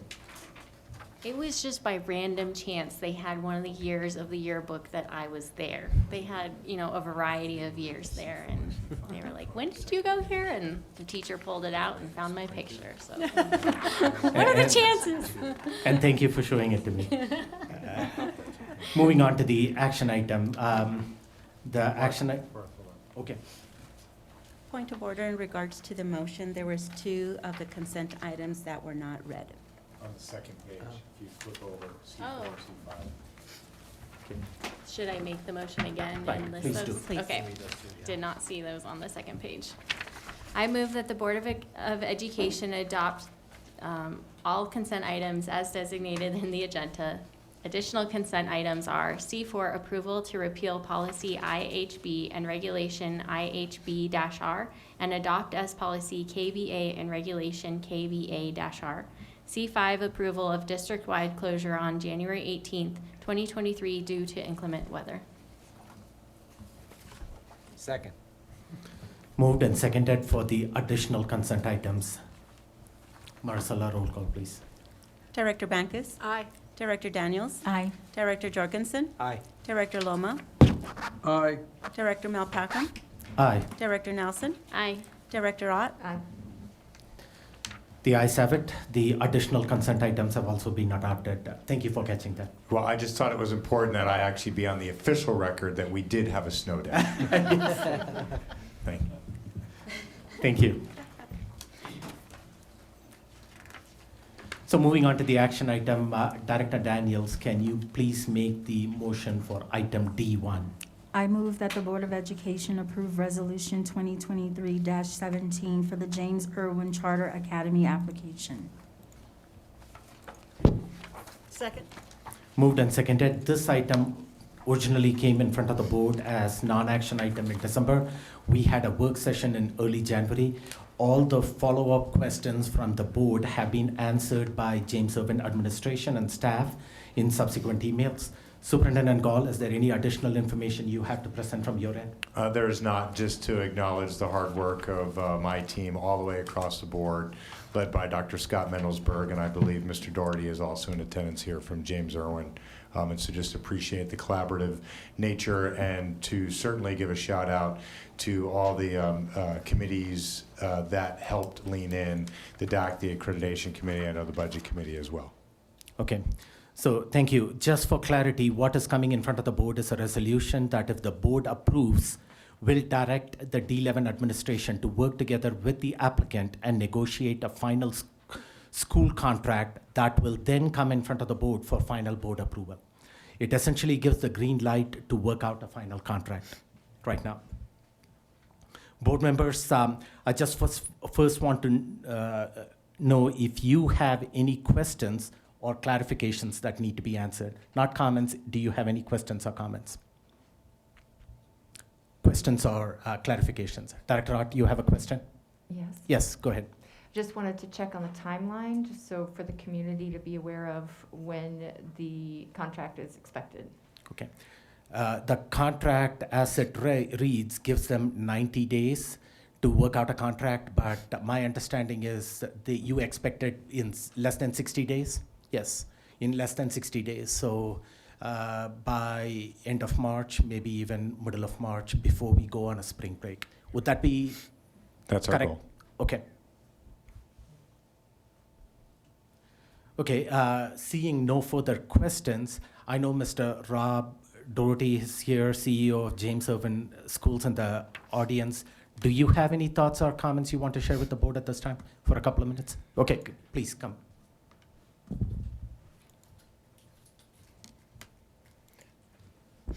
Superintendent Gall, Dr. Malpacum, and the rest of the board, and the staff that worked so hard on this process.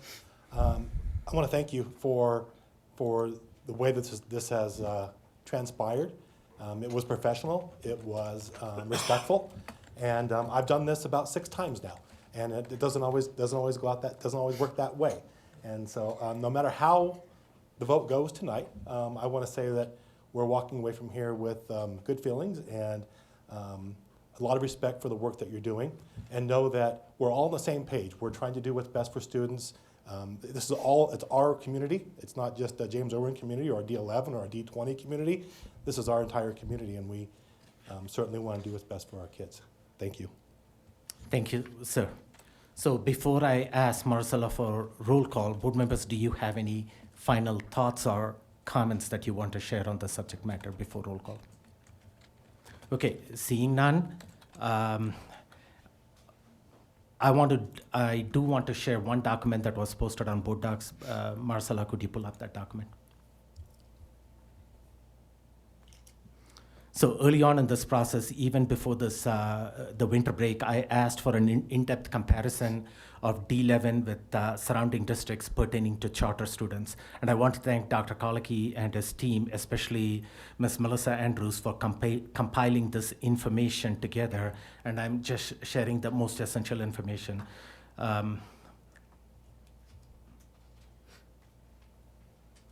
Okay, so this was the information I asked what the charter enrollment was in District 11 compared to what it was in surrounding districts. As you can see, there is a stark difference between how other school districts have handled charters compared to District 11. For a myriad of reasons, historically, D11 has opted to relinquish chartering authority and send charters to CSI. And so we have a plethora of CSI charters and CSI charter students, and D11's percentage of district charter students is less than 6%. And when you look at neighboring districts, they have adopted a different approach. So I just wanted to highlight that difference, and thank you for Dr. K for putting this information together. So what that table shows me is that there is a market for charters in our community, especially if they are providing a specialized niche service based on that data on the screen. You can see that. And then when you look at District 11 itself, it's been my understanding that it's been almost a decade since D11 has opened its door to a charter. So district data shows we have a closed system of schools, and it has resulted in a third of our school-age children, 33%, who live within our boundaries not attending D11 schools. That's over 10,000 students who live in our school district choosing other options, and that's the reality. And just want to point that out, and before we take this board vote. With that, I don't have anything more to share other than to show that we are in a continuous declining enrollment environment in District 11, which has resulted in serious budget challenges. And usually those budget challenges every 5 or 6 years result in consolidation, closing, or repurposing of schools, all of which impacts our school programs, jobs being cut, and our hardworking staff not adequately or competitively compensated. And we are, to some extent, at that crossroads again now, because over the last 4 years, we've lost 4,200 students. And because of the 5-year enrollment averaging, we have not hit that cliff yet. That, along with all the federal money that we got during COVID, has helped cushion the blow. Without that influx of dollars, we could potentially right now be in that abyss. So at this point in time, we got to look at a different strategy as we, otherwise history is going to keep repeating itself, and we are going to be at the same position over and over again. So, and one of the strategies is to look at charters in a different way than what we do, and that's what the board has in front of us right now. So with that, roll call, please, Marcella. Question? Okay, I thought, I didn't see anybody. Well, I pushed my button just Oh, as okay. you were saying roll call. And I just like to note that, yes, as a board member who has worked on some of the issues that you addressed, like enrollment, and hopefully all of us would feel like we've been addressing that, aside from taking on charters, this board approved a contract with a charter just last year, so it seems a little unfair to say that they haven't. Granted, it didn't open its doors, perhaps it'll be back. So And we have an academic master plan that we hope will address these issues. So I hope that as a board, we're not just inviting a flood of charters. I hope that we will focus on our own district schools as we are addressing later tonight and can all move forward. We've been seeing school spotlights. Our kids and our staff are doing great things. So I just want to point that out because it's not all gloom and doom, shall we say. And earlier this year we were celebrating, and I think we can still celebrate a little bit, the numbers for enrollment. So just a few points. Thank you.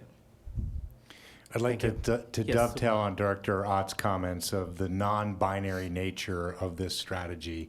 As the district has seen charters come forward for transfer or new application, the three-legged measurement of achievement, enrollment, and particularly the fit within the previously approved board academic master plan being an essential part.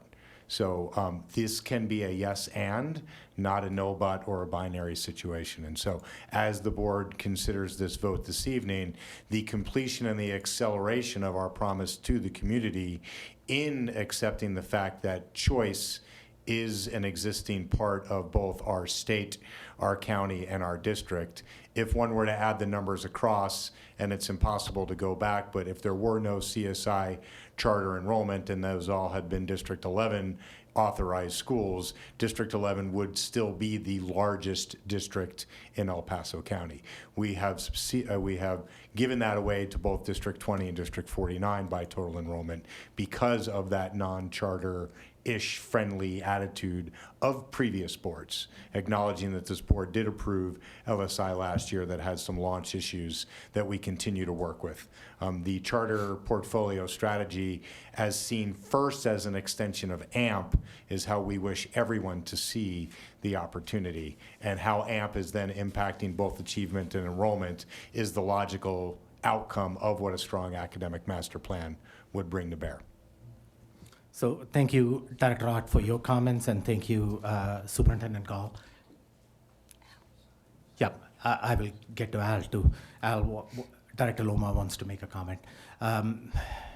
Yeah, this is, thank you for pointing that out, that both of this is a strategy that we can use. And from the district perspective, I want to make it clear, we are not opening the doors for all and every charter that has come in front of us. Over the past 4 or 5 months, we've had several charter school applications. This is the first charter that is coming in front of the board for formal board approval. All the other charters did not meet our desired criteria, so they were either asked to withdraw their application, or if it had come in front of the board would have maybe provided that feedback to them. So what we are going through is a rigorous process, adopting high-quality charters that is going to help us get out our declining enrollment averaging. Without getting out our declining enrollment averaging, we are not going to be able to provide the adequate staffing compensation that our staff needs. We are right now constrained by the amount of money that comes into us. We have non-recurring dollars compensation that we can provide, but the recurring dollar compensation that we can provide for our staff from year to year, it's a budget constraint that we are going to face over the next couple of years. The sooner we get out our declining enrollment, both within our own district schools and also other schools out there, other strategies that we use, that's going to help us out in the long run. And then with James Irwin, we went through a rigorous process. And Ms. Hidalgo, if you can pull my, take that out and pull my board member report again, the last part of it.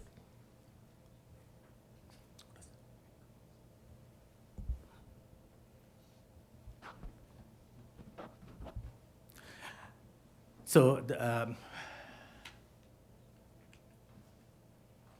I'm sorry, did I?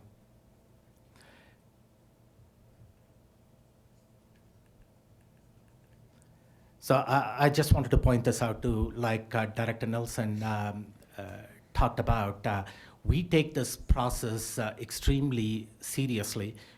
Both Director Nelson and I had an opportunity to visit James Irwin Charter School on Friday. So we were doing our due diligence, making sure that the instruction that was taking place in the classroom fit into the expectations of the district. So we had a good opportunity to walk out there and see what was transpiring in the classrooms for our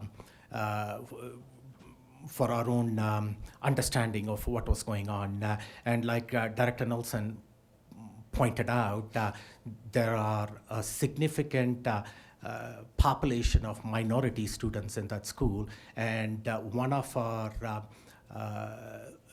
board priorities is that student academic achievement and growth, and to narrow the gap between the achievement for Hispanic students, black students, when compared with the white students. And that's our focus over and over again. And the one point that I remember from the James Irwin presentation is, they said that they don't have any gaps, that they have closed that gaps in their school, and that's what we are aiming to do here. So there is an opportunity here for us to work with a charter that has closed the gaps for our most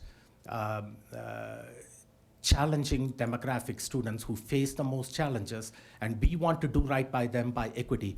So we constantly talk about being inclusive, but the strategy that we as a district have followed with charters have been non-inclusive. So I just wanted to point out that we did visit your school, and thank you for taking us in that presentation. With that, Director Loma, you had a comment to make. Yeah, well, I've been to that school, James Irwin, years ago, and it's a scripted teaching method, which some have adverse opinion about that because it's very scripted. I was talking to one of the past principals, and they said it's like giving an actor a script, but the actor determines how well the movie is by the script, and it made sense to me, very scripted. So that method is like very for some, it's not like I think it's well, if it works. You can't argue with results. The other point I wanted to mention, and you almost stole my thunder when you brought up your the enrollment comparison. You know, one of the reasons why I ran, one of the main reasons was to try to get politics out of public education. And if you look at the enrollment of district charter, despite what one of our other directors said, that is a clear picture that politics was ruling the day in District 11, and without consideration for the benefit and the well-being and the rights of parents and their desire to choose. So I am so happy to be on the cutting edge of listening to parents and giving them the right that they demand and that the right that they should have.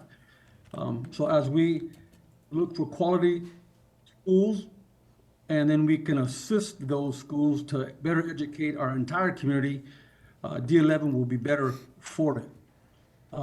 So again, I appreciate all the hard work at James Irwin at all their campuses.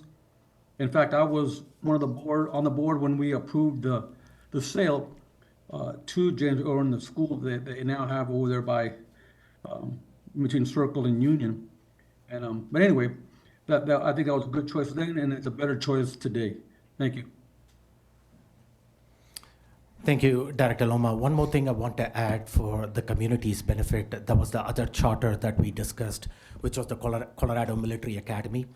And that charter came and made a presentation to the board and also shared their application with the District Accountability Committee. And they chose, based on the presentation and the feedback that they received from the board itself, they chose to withdraw their application. So at this point in time, CMA is not going to come in front of the board. And again, it goes to my earlier point that when we are picking or adopting charters into the district, we are choosing high-quality charters that are functionally, operationally sound, financially viable, that provide a high-quality instruction to our students. And these are students that live within district boundaries, so these are our students too. And the academic performance is also high, their enrollment is stable. So they check all the boxes that are there. And these families are potential voters that we can approach in the future to support a future bond. So otherwise they have no motivation to support a District 11 bond if they are not part of the district. Any other final thoughts or comments before I call for a vote? Seeing none. Marcella, roll call, please.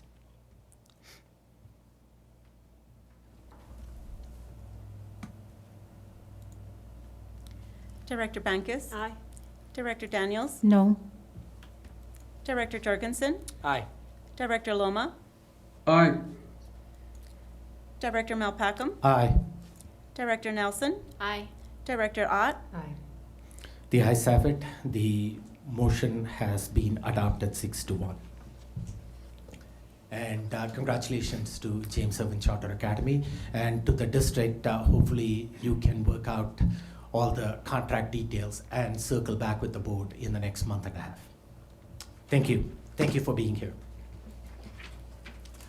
The next item on the board agenda is the contract award. This is the memorandum of agreement with Friends of Children at Swigert Aerospace Academy. Can Director Loma make the motion on that? Does he have the information in front of him for him to make the motion? Otherwise, I'll ask Director Jorgensen, can you please make the motion? I move that the Board of Education approve the 3-year MOA of M 2023-004 with Friends of Children in Colorado Springs to be located in Building C at Jack Swigert Aerospace Academy. Second. Moved and seconded. This was an item that was presented at the last work session, and I encourage the community to go and listen to that work session and have that, because there was a healthy dialogue as to what the Friends of the Children provide for the district. Ms. Judy Cara is here from Friends of the Children. Is there anything that you want to add at this time? Quickly. Yeah, quickly, if you want to summarize what your program does in a minute or less. Firstly, I just have to say how great the presentation was from Penrose. I used to be on the National Advisory Board for Project Lead the Way and funded it in D11 extensively when I headed up Public Affairs at Intel. But I'm here for Friends of the Children tonight. We provide paid professional mentors to children starting between the ages of 4 and 6, and we stay with them for 12 years till they graduate high school. And so we already have several D11 students in the program, and we are about to enroll our second cohort of 24 children, and we do have D11 students on the waiting list. So we're very excited about this collaboration with the district. Thank you. Great, thank you. And we look forward to the collaboration and partnership too. This is a great program, and I'm glad that Superintendent Gall was able to connect with you and bring you, house you at Jack Swigert. And we look forward to several of our District 11 students going through your program. And again, this is a program that impacts and provides that positive mentorship for our most vulnerable students. And that to me is equity. So thank you for what you do. With that, roll call, please, Marcella.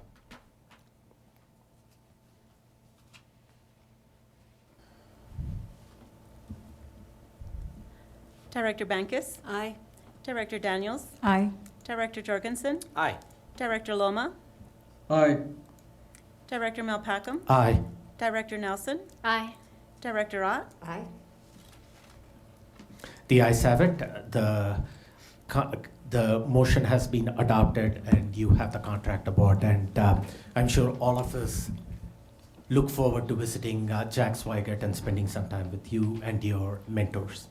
Thank you. I already started telling schools about it because I went on a tour last week and learned about a student that might be a good fit. So just so you know, you might get flooded as we start visiting schools. I would like that very much, thank you. Moving on to action item number 3, contract awards C 2023-0058. This is for instructional empowerment wraparound services for priority improvement schools. Director Ott, can you please make the motion for item D3?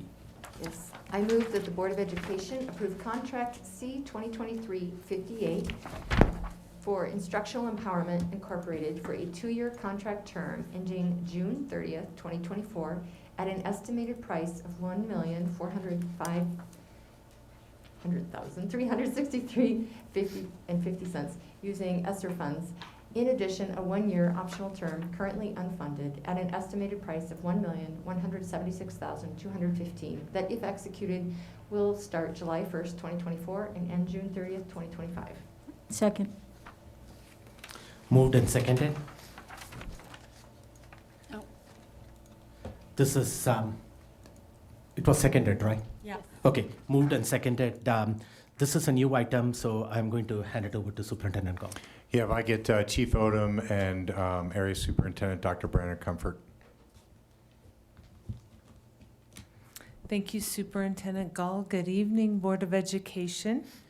Tonight I bring for your approval a contract that, if approved, will deliver some of the most concentrated on-site wraparound services for our staff and students in our highest priority improvement schools. As indicated in the agenda, post-COVID impact to public education has seen lost learning across all grade levels as a direct result of the pandemic. The district has 17 priority schools that are demonstrating decreased academic achievement. Of these 17 schools, 5 have been identified to receive these contract services. In October, CDE approved the use of ESSER funds in direct support of this requirement I'm bringing to you tonight. Immediately following, the board approved the reallocation of these funds into the grant on October 26th. With this having a high priority, the competition process was bypassed, but not without heavy market research.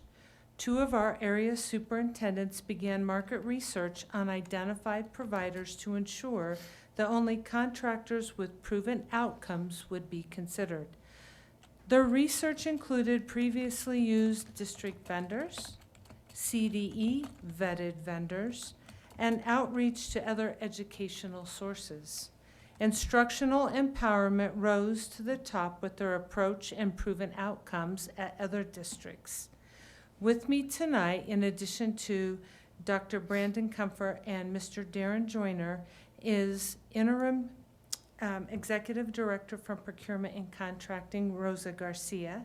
And joining us via WebEx is Miss Michelle Fitzgerald, the Executive Director of School Turnaround for Instructional Empowerment. I'm not sure if Michelle's on the WebEx or not. Is she? Thank you, Maricela. All of whom are collaborated to bring this contract to you tonight. The contract term aligns to the ESSER grant requirements, which include a completion date of September 30th, 2024. The services they will receive include initial comprehensive assessment and a full 12-month specific on-site support services. It is important to note that the assessment will determine the level of services each school needs, which would likely increase the days to be delivered, and a contract mod would have to be issued to codify this change. This assessment will be completed before the end of this second semester. At the end of the term, if growth outcomes are realized and additional funding is available, the contract does have an unfunded option term that can be executed by the district.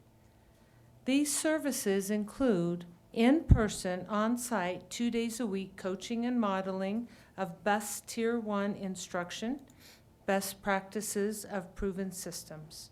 This includes limited leadership development, Tier 1 instruction, professional development, and data analysis protocols.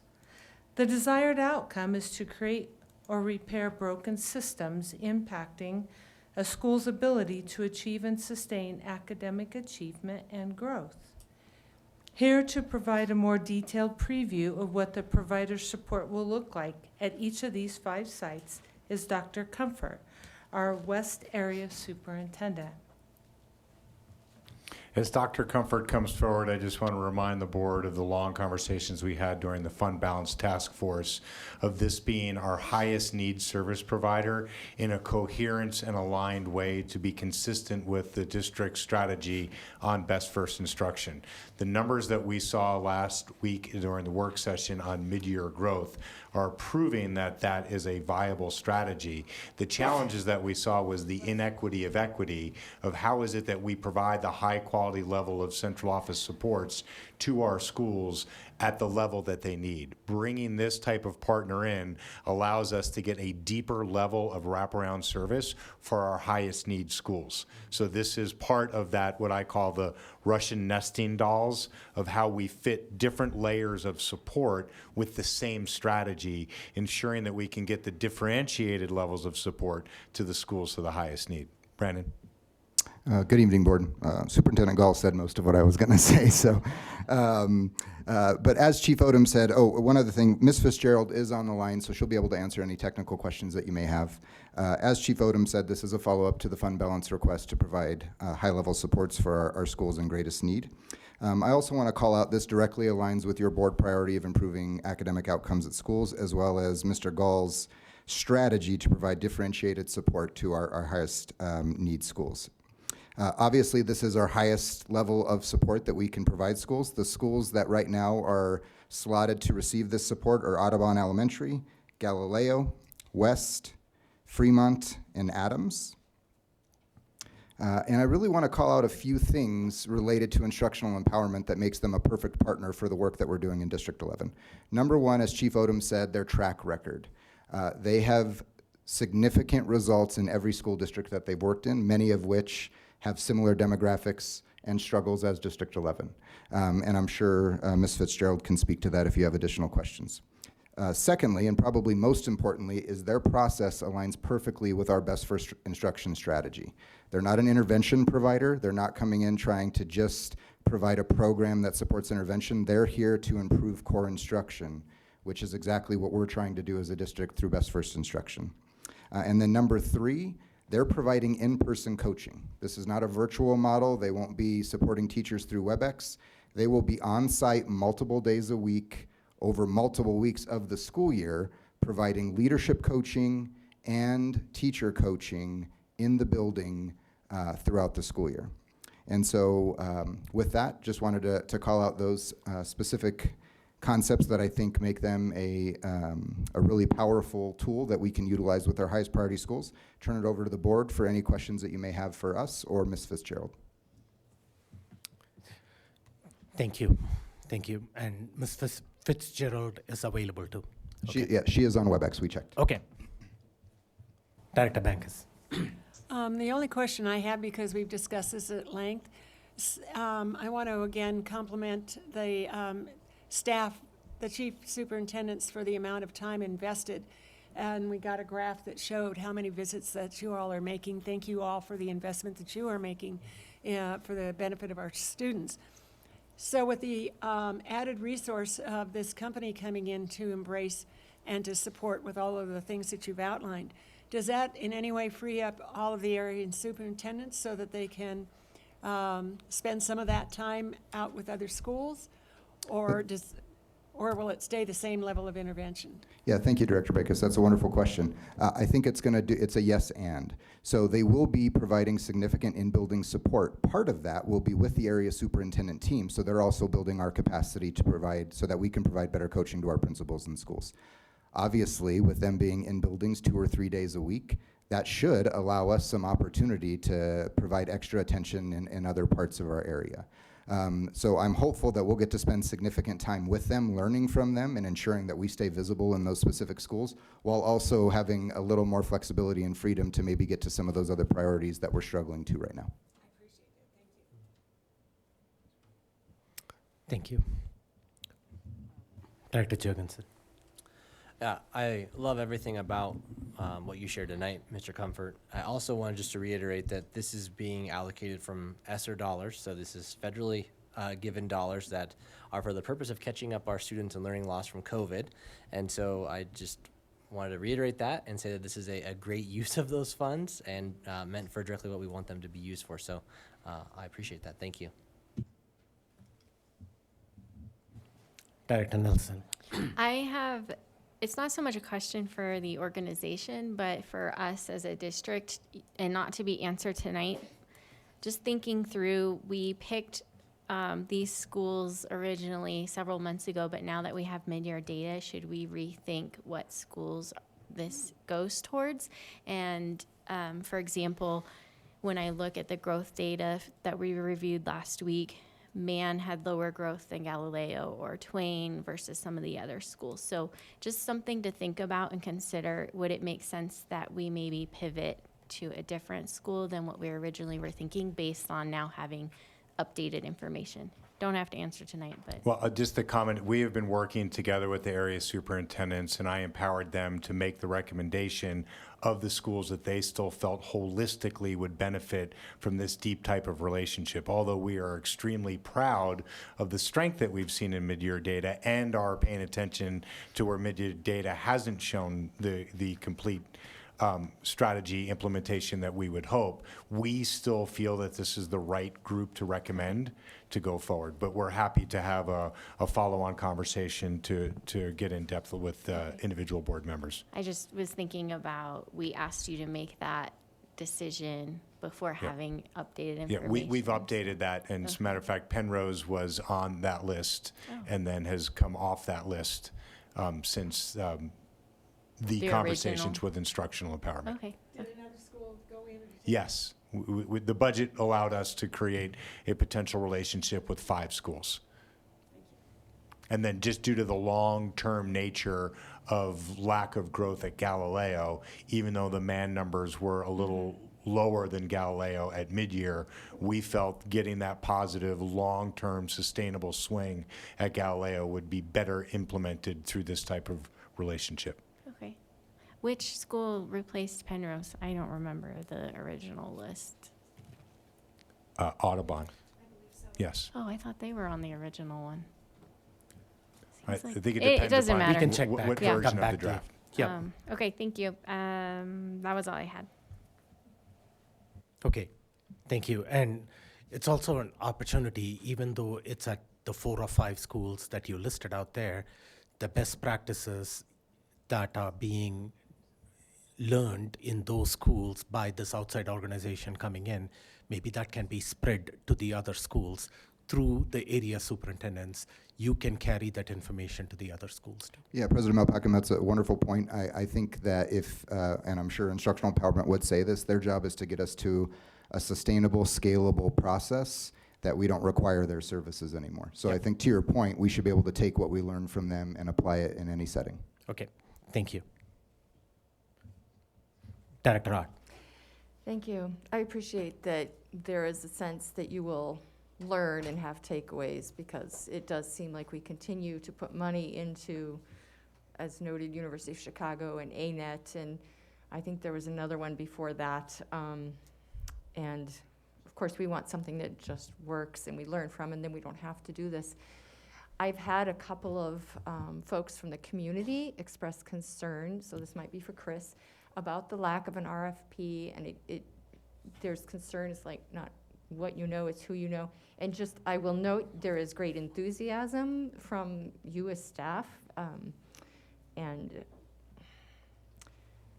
just you seem to, in the presentation materials, seem to have great faith in this organization, and I'm glad for that.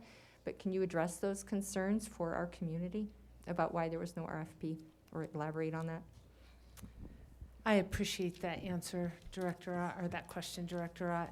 You know, we strive really hard, and I have for the 17 years I've been here, to make sure we issue RFPs and compete, because competition allows opportunity for our vendor community to support us, as well as provide the best value offering through a very extensive evaluation process. We've streamlined that over the years, but because this is an urgent need that our schools need, our sole source process requires certain levels of justification.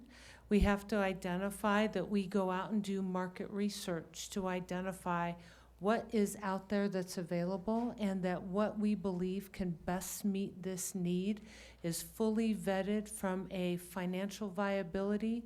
They are a well-established entity.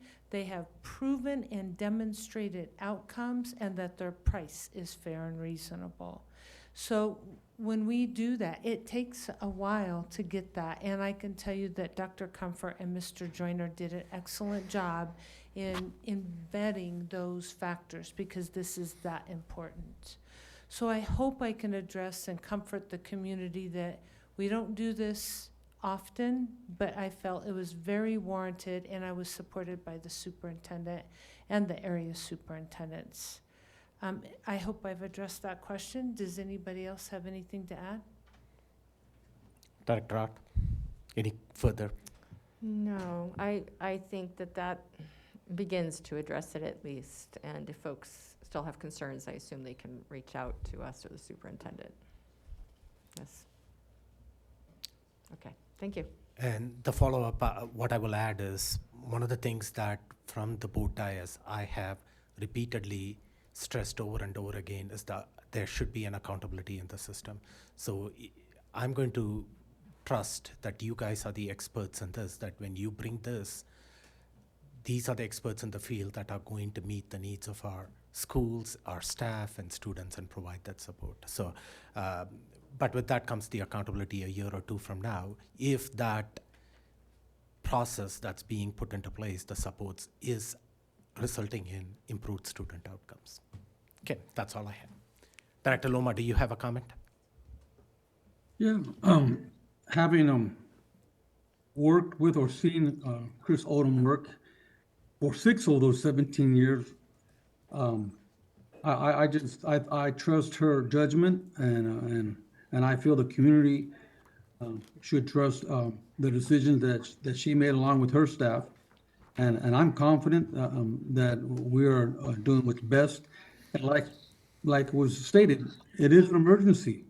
We had a pandemic. We need to improve what we do.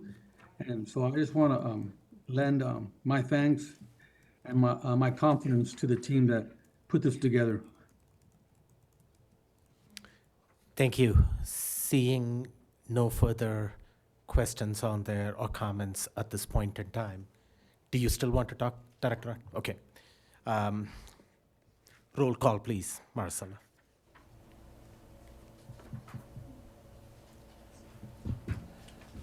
Director Bankus? Aye. Director Daniels? Aye.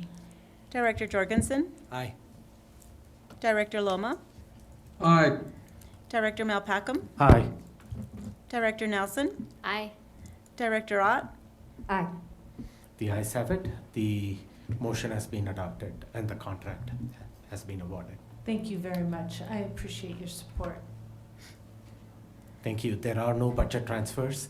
Director Jorgensen, can you please read the resolution for CTE month and make the motion?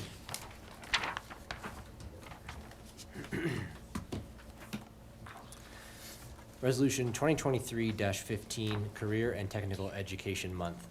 Whereas February 1st through the 28th, 2023 has been designated Career and Technical Education Month by the Association for Career and Technical Education. Whereas Career and Technical Education offers students the opportunity to gain the academic, technical, and employability skills necessary for career readiness. Whereas students in career and technical education programs participate in authentic, meaningful experiences that improve the quality of their education and increase student engagement and achievement. And whereas career and technical education provides students with career exploration opportunities earlier in their educational experience, which enables them to make informed and beneficial decisions about their academic coursework, as well as the pursuit of established programs of study and career pathways. Whereas leaders from business and industry nationwide report increasing challenges related to the skills gap in connecting qualified professionals with available careers in critical and growing career and technical education related fields, including healthcare, energy, advanced manufacturing, and information technology.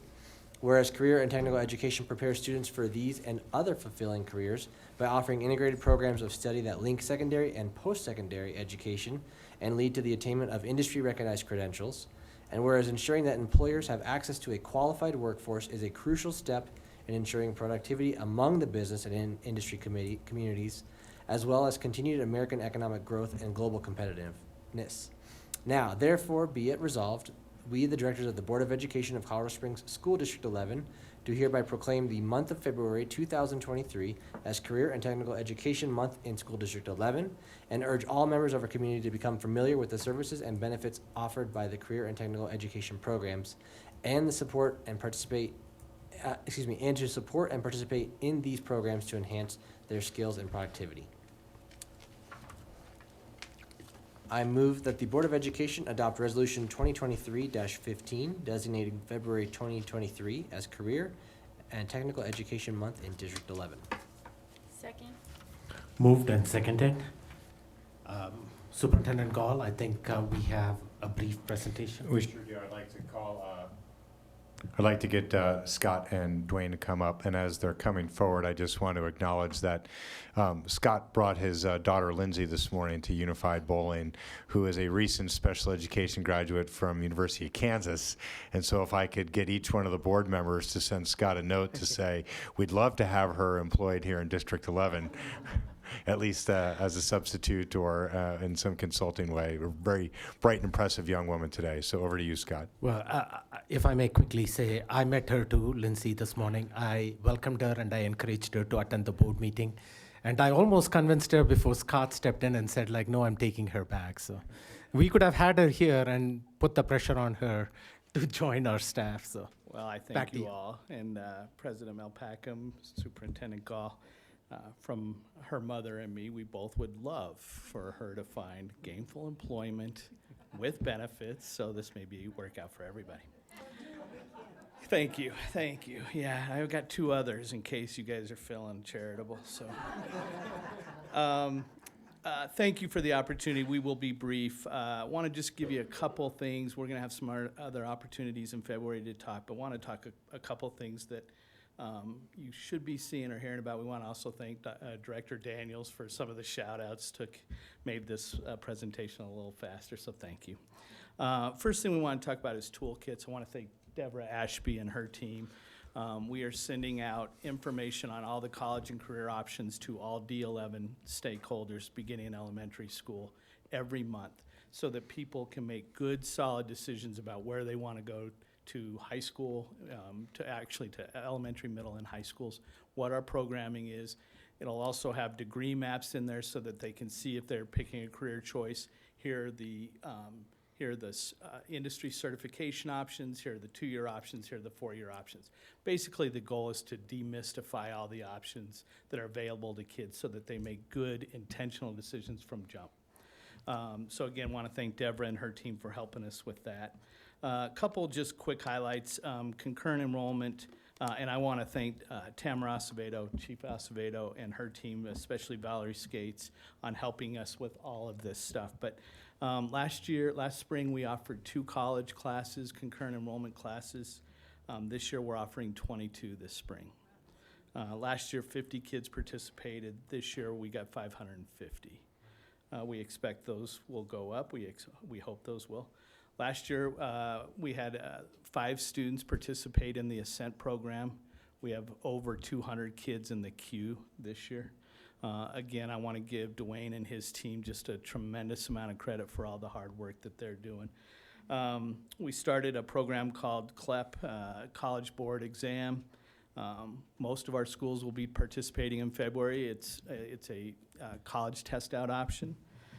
So far, most of our schools will be starting this in February, but so far we've had 17 students take it. It's the Spanish exam, so our second language learners are taking it. 15 of 17 have passed that exam with college credits. 10 of those students got 15 college credits on that 90-minute test that cost $90. So we have kids that are really, yeah, it's kind of cool. We have kids who are 1 or 2 classes away from a college minor after a 90-minute test. So, also 2 other quick things, and then I'm going to turn it over to my friend Dwayne here.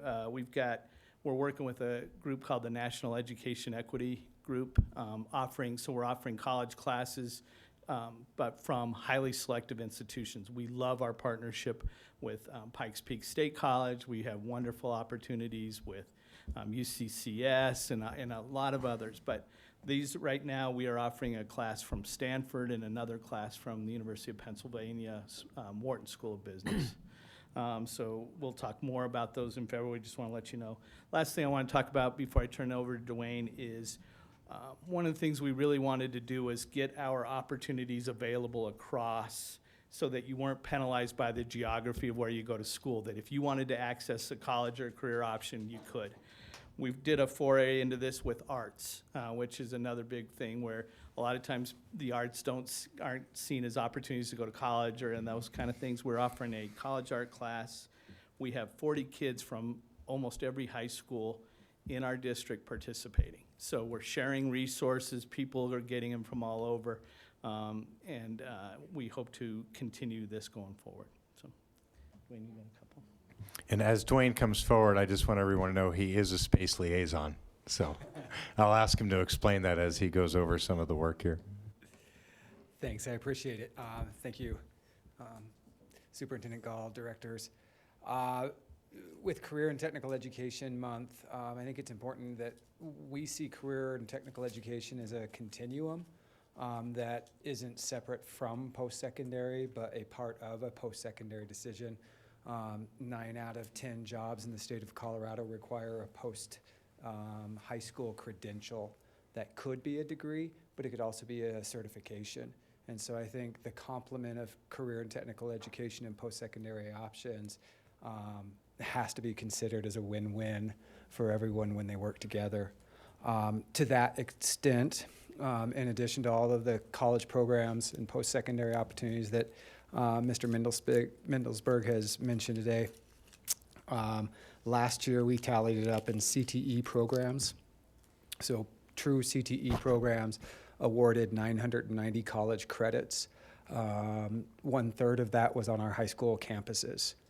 One of the things that we're most proud about is what you've been supporting. You saw some of the fruits of that this evening, is CTE leaning into the STEM fields. And so we saw the 3 middle school teams qualify for state. There's a 4th Doherty team that qualified for state robotics. We just learned this morning that 7 students from Doherty's FBLA team qualified for state in the Future Business Leaders of America. And as we're getting ready to go into our state competition season, February and March, we really expect to bust last year's record of 54 state national qualifying students. And with that, we're just really proud of the work that you've allowed us to do with your encouragement and support. We're really happy with the steam that Dr. Mendelsberg has been driving with our team, and that it's brought really excitement and energy to us. And we encourage you. We're presenting tomorrow at the SAC meeting. You outlined, Dr. Daniel, or Mr. Director Daniel, you outlined the January 31st upcoming parent post-secondary night with 2 ones to continue. And then if you really want to see CTE and STEM in action, Saban alluded to the upcoming signature event where we're working with the Cybersecurity Symposium at the World Arena, and that will be February 20th, which is a holiday for us, but it's a competition day for our students. And then later this year at the World Arena, or not the World Arena, I'm sorry, at the Broadmoor Event Center. Later this year, we'll be invited to participate in the Space Symposium, the largest international gathering of aerospace and space developers, where you have 11 of your CTE and non-CTE teachers who are designated space liaisons with the Space Foundation. It's a select group of teachers around the world who have applied for and been nominated. So we're really excited that 4 out of the 11 teachers, including myself, are space liaisons and will be participating in the Space Symposium this year. And you get to announce that, what did we buy yesterday for Mitchell High School? So yesterday, this week, we are completing the purchase order of I should have known it, but we're buying an airplane for Mitchell High School, who the aviation science students will be building that airplane in the former automotive bay. Now it will become a hangar. So I just use that as an example, and I love the fact that we have an entire month, as well as all the years in front of us, to celebrate this tremendous opportunity for CTE. I want every kid that we can get to be an automotive technician in this city. Motor City Drive is right up there. But we turned an automotive bay into a hangar, because the real path to the middle class is getting your A&P. If you get your aircraft and power plant license as an aircraft mechanic, you are making 3, 4, 5 times as much as you are per hour as an auto mechanic. There's nothing wrong with us providing skills and certifications for folks to work on automotive. But this is Mitchell High School, named after General Mitchell, where we have our strongest aviation science program and pathway. This is the right place for kids to learn, to determine if that's a career that they're interested in, and gain certification. And so I just really applaud the effort for the team at Mitchell, and as well for the holistic way that Dwayne and Scott and the rest of the team have put together a great myriad of opportunities and pathways for all of our students to see hands-on learning as a way to excite themselves to a future that they can be proud of. Thank you. And I'm looking forward to you flying the plane, Superintendent. I'm buzzing your house, so watch out. Are you guys done? Hang on a minute. Director Nelson. I just keep thinking when you guys were sharing, look out, Colorado Springs, here comes District 11. I mean, everything you shared is amazing. I'm going to go back and watch that presentation again, because I didn't catch all those numbers, but I know there were some really astounding things that are happening in there. And so thank you for all that you're doing for the kids, the students. Vice President Jurgensen. Miss Hidalgo, you ready? All right. Oh, she's got something. She's got something for me. So basically, the resolution reads that we urge all members of our community to become familiar with the services and benefits offered by the career and technical education programs. Man, I said that a lot in the resolution. I was going to show you how you can become familiar with our programs and opportunities. So this is our d11.org homepage. You'll hover over academics here, and you'll find that career and technical education. You click right there. You scroll down, and you've got Mr. Robertson right here.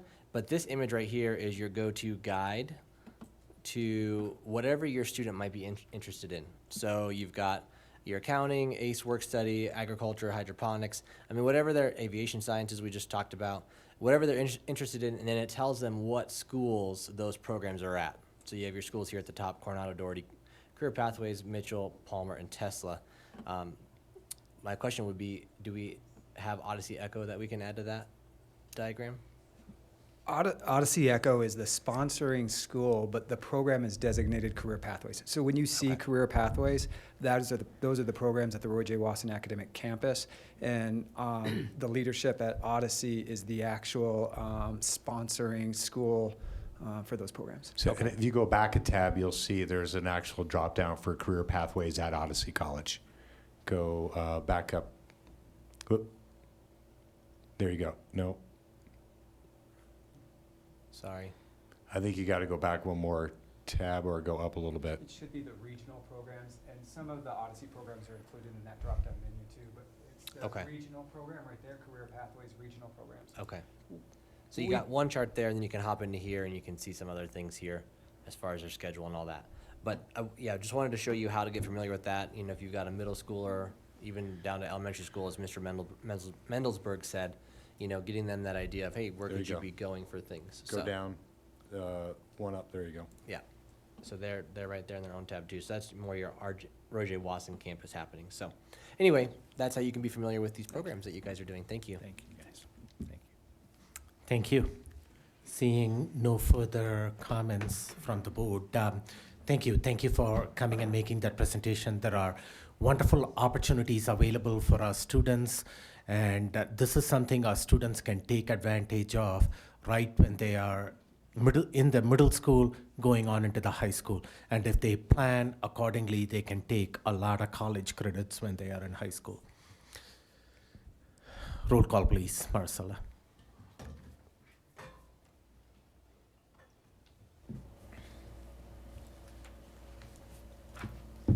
Director Bankus? Aye. Director Daniels? Aye. Director Jorgensen? Aye. Director Loma? Aye. Director Malpacum? Aye. Director Nelson? Aye. Director Ott? Aye. The ayes have it. The resolution adopting, designating February 23rd as Career Education Month in District 11 has been approved. Moving on to the next resolution, Director Bankus, can you please read the resolution for the African American History Month and make the motion for that item? Yes. Whereas during National African American History Month, we honor the achievements and celebrate the rich heritage of African Americans. And whereas throughout our nation's history, African Americans from all walks of life have offered their talents for the betterment of American society, and brave leaders and scholars such as Frederick Douglass, Sandra Truth, Harriet Tubman, Booker T. Washington, W.E. Du Bois, Thurgood Marshall, Martin Luther King Jr., George Washington Carver, Ida B. Wells, and countless others whose names history did not record, but caused America to examine its heart and to respect the dignity and equality of all the people, regardless of race. And whereas our nation is now stronger and more hopeful because of generations of African American leaders have worked to help America live up to its promise of equality, democracy, and the great truth that all people are created equal, and because we must continue the work together to achieve the promise and vision of our great nation. Now therefore be it resolved, the Colorado Springs School District 11 Board of Education does hereby proclaim February 2023 to be National African American History Month in District 11. Throughout the year and years to come, we will observe with appropriate programs and activities the contributions African Americans have made and continue to make to our nation. I move that the Board of Education adopt Resolution 2023-16, recognizing February as African American History Month in District 11. Second. Moved and seconded.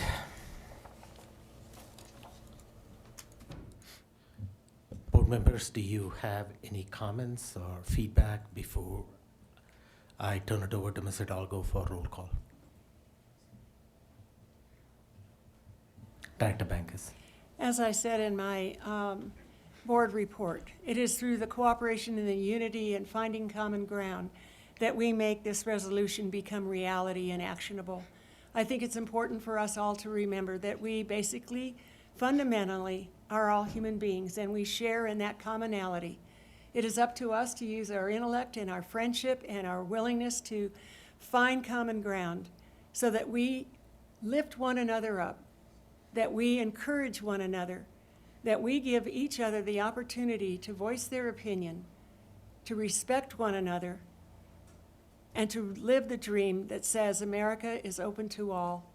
And our schools are a microcosm of that opportunity to grow our students into productive, kind citizens that we want to live in a community with, and we portray those role models for them so that they know that that's the kind of person I want to be.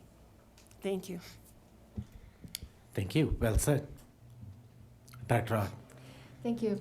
I want to recognize that two parts of the resolution. One is that there are so many that history did not record, and I think that's significant. And we just we could go on and on with the names that we do know.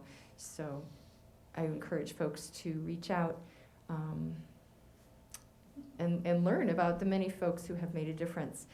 And also that we as a board in this resolution mention throughout the year to make these observations with appropriate programs and activities. So it's not just limited to 1 month. We can learn year-round about the achievements and heritage of our fellow, our neighbors and our fellow citizens and around the world. Thank you. Thank you. Any further comments or seeing none? Roll call, please, Marcella.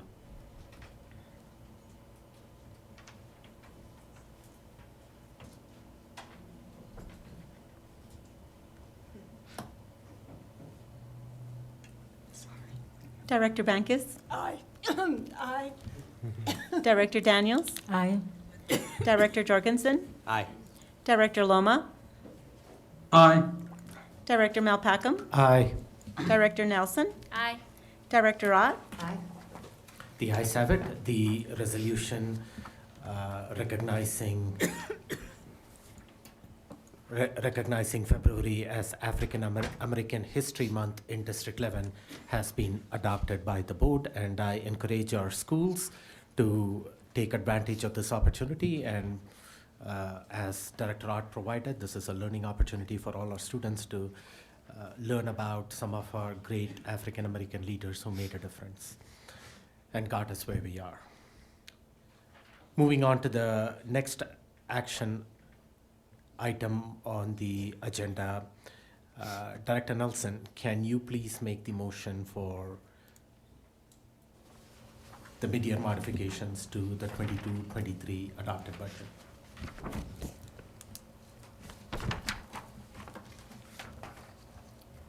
Yes, I move that the Board of Education adopt Resolution 2023-14, the mid-year modifications to the 2022-2023 adopted budget. Second. Moved and seconded. This item came as a non-action item a couple of weeks back, and the board had some discussion on it. Is there any new information, Superintendent Gall, that your team has to provide? Not to provide at this time. Okay. Any further thoughts or comments from the board before I call for a roll call? Seeing none, roll call, please, Marcella.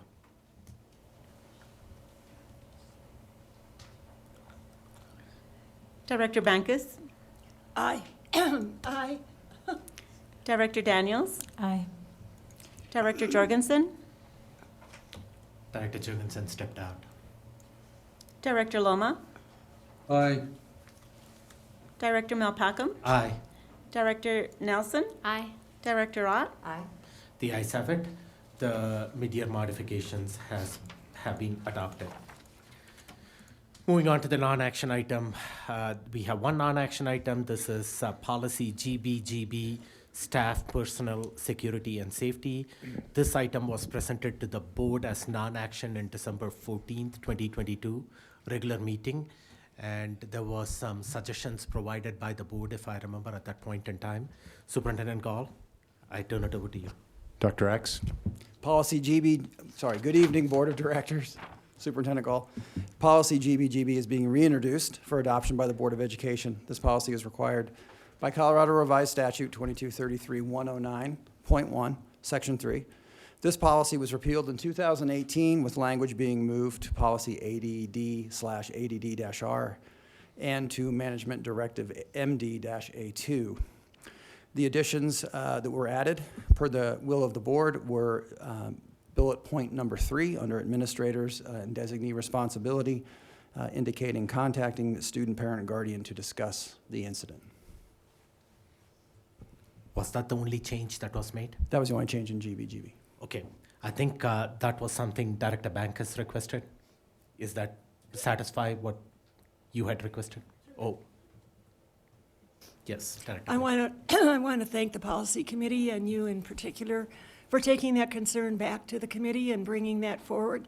I think if we are truly partners with our parents, that it's important that we put in however many policies that would require parents' notification that a person in a role of responsibility reads one policy that doesn't have that information and then leads us into a path that we would later regret. So I truly appreciate the fact that you've taken it back and that it's inserted. Thank you. Thank you. Any further discussions on this from the board at this point in time? Seeing none, can we move this to consent for next time? Okay. Thank you. So Marcella, this will move to consent for the February board meeting. The next non-action item, and we may be finishing this board meeting a little after 8 today. Don't jinx it, come on. Accreditation of schools with school performance framework rating of 74 or above. Now this item is new, and it was mentioned at the January 11th regular board meeting. I see Dr. Kolacki coming up. Superintendent Gall, I'll hand it over to you. Just as Dr. Kolacki comes forward, I certainly want to reiterate a constant theme and a reminder for many of the community and the school board of the really high-quality educational opportunities that District 11 has and continues to provide. This is proof in the pudding. Some of these numbers are just astronomical. I just had to go over and confirm with Dr. Kolacki that it really is an SPF rating of 94 at Bristol. Right, that's correct. Right, and so although, and I can recall from an earlier conversation, it is not a direct corollary between a number and the grade levels that we remember, a 94 is way the hell up there. So to Director Loma, once wondering if somebody has a 30 or a 40, how bad is that? Let's just flip that and say a 94 deserves a really big round of applause, as do all the schools that Dr. Kolacki is going to talk about here in a moment. Go ahead, sir, David. If I may just dovetail on that with that 94, remember, it's broken out in academic performance and academic growth. Bristol received 100% of the possible points in academic growth. And that's great. Yeah. While you're talking, Dr. Kolacki, Ms. Hidalgo, can you pull up that board docs where the schools and their SPF are posted so the public can see it too? So the recommended action is that the Board of Education accredits the school performance framework ratings based on the recommendations submitted by the administration and the District Accountability Committee on accreditation, which I work with on that. So the required accountability process for school ratings includes that the board does the following things. 1, accepts the school performance framework plan type and accreditation status for each school. And number 2, particular to this conversation, recognize high-performing schools with the assignment of accredited with distinction and performance. So as part of this process, the board is aided by advice from the District Accountability Committee, the DAC, and administrative reviews. A thorough review of achievement results noted in the school performance framework, so those are the SPFs that we often talk about, as calculated by the Colorado Department of Education, was conducted by the DAC Subcommittee on Accreditation and administrative staff. And you heard the presentation from our chair, Marion Clausen, several weeks ago. So the general review of the rating shows that the elementary and middle school ratings are determined based on 2 components, academic achievement and academic growth. Traditional high school ratings are determined based on 3 components, achievement, growth, and post-secondary workforce readiness. We also have high schools that are considered AECs, or alternative education campuses, and they have a differentiated criteria and a little bit more flexibility in choosing that criteria to align with their unique educational mission. So for the majority of schools using the issued SPFs, this is a fair and appropriate measure for determining the accreditation of the school and allows us to have a comparison across the state and across our regional districts. The state does not, however, call out for individual schools the notion of distinction. That is reserved only for districts. So the responsibility falls on the local school board for that recommendation based on DAC recommendations. So the DAC Accreditation Committee recommends the use of similar criteria to use for the same criteria that are used for districts to be applied within our local context. and to recognize superior performance by accrediting schools earning 74% or more of the points possible as accredited with distinction and performance. This aligns with how districts are also accredited with distinction.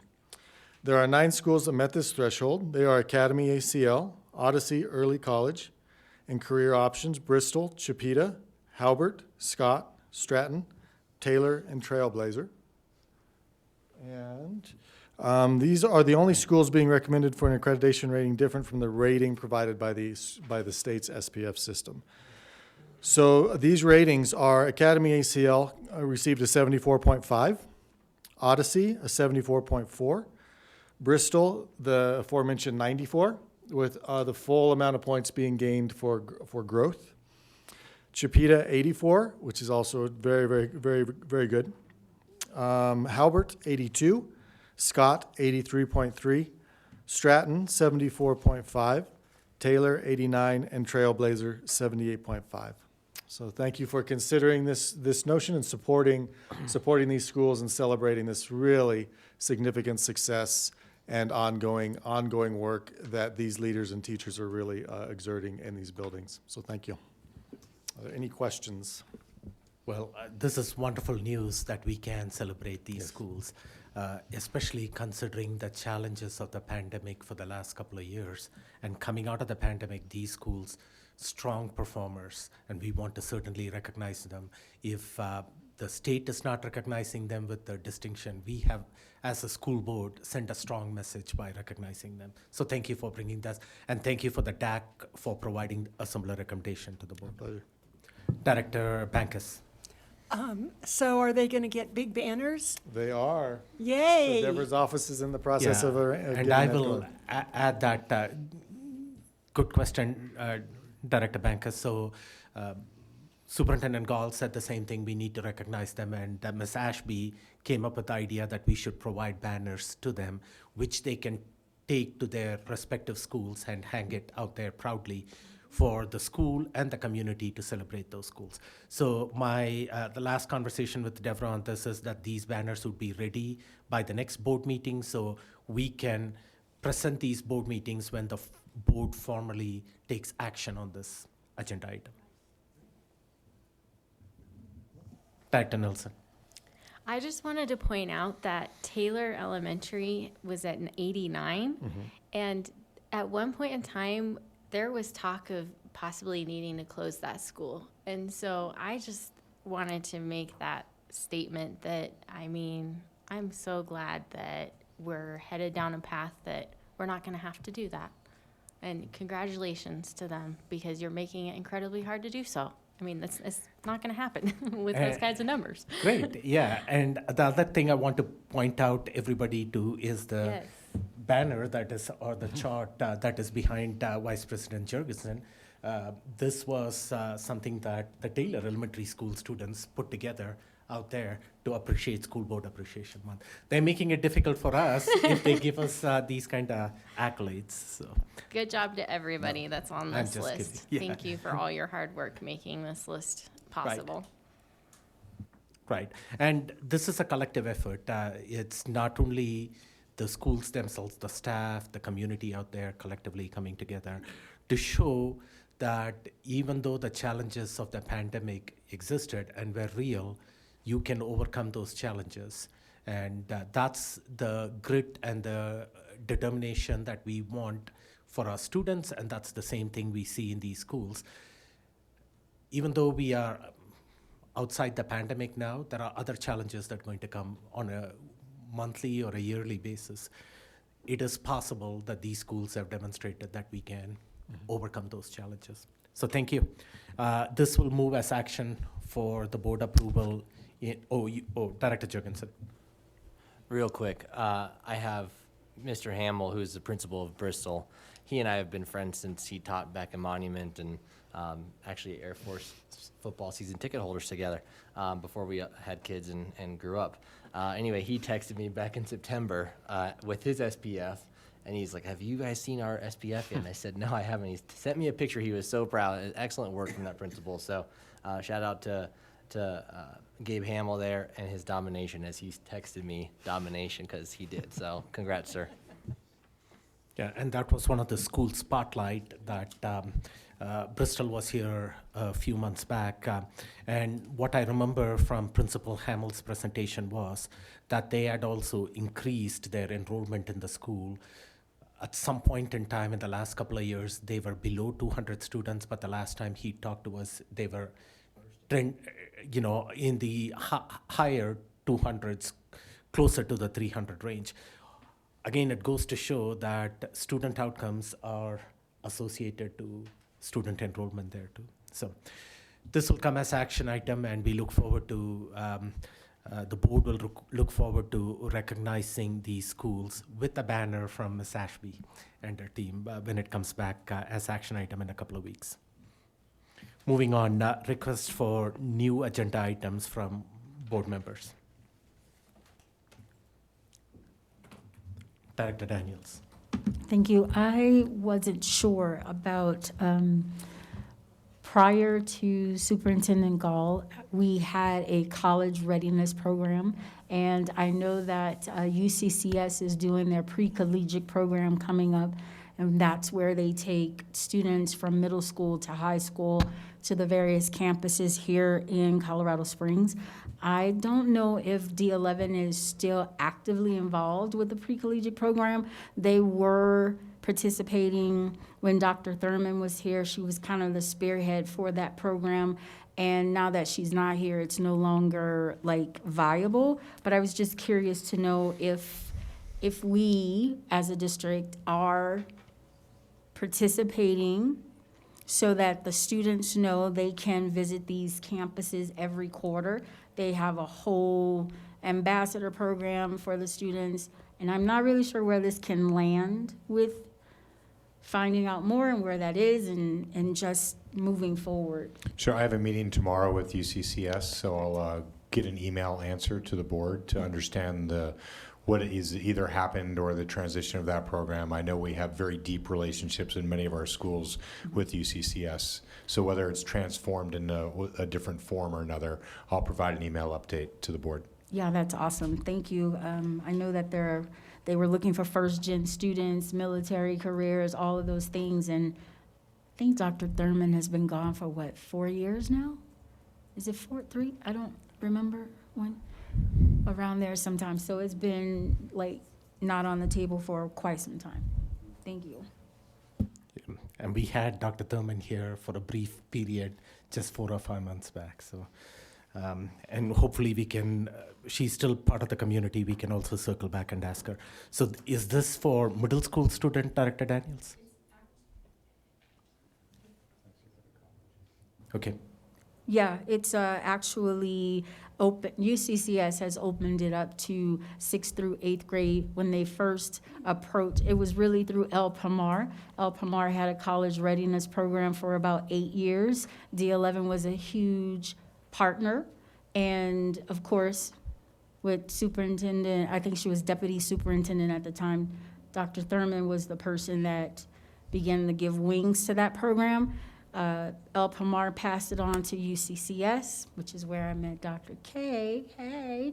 And at the same token, I just don't know if we've, as a district, have been actively participating in it. So I know that the Latina Equity Foundation is interested in introducing it to their community, along with a couple of other community organizations would like to get it back up and running. It was a large logistical program, but I would love to hear if we are saying yes to it or not. It's a lot. I mean, it's a lot. Okay. Superintendent Gall will circle back with you after his meeting with UCCS tomorrow to the board. Director Art. Thank you. 2 things. One, for ESSER funds and expenditures, just making sure we're on track to get the funds spent. Are we on track for an update anytime soon on that as a board? ESSER funds? Chief Odom, is that, I mean, we're prepared. I just need to know when the board wants that update. Okay. You want to make it a work session, we're prepared to bring that update to the board. Is that something that the board wants to I just want to have 4 thumbs up before putting that on the agenda. Okay, I will circle back and put that on the board agenda as soon as a time slot opens up. And the second item.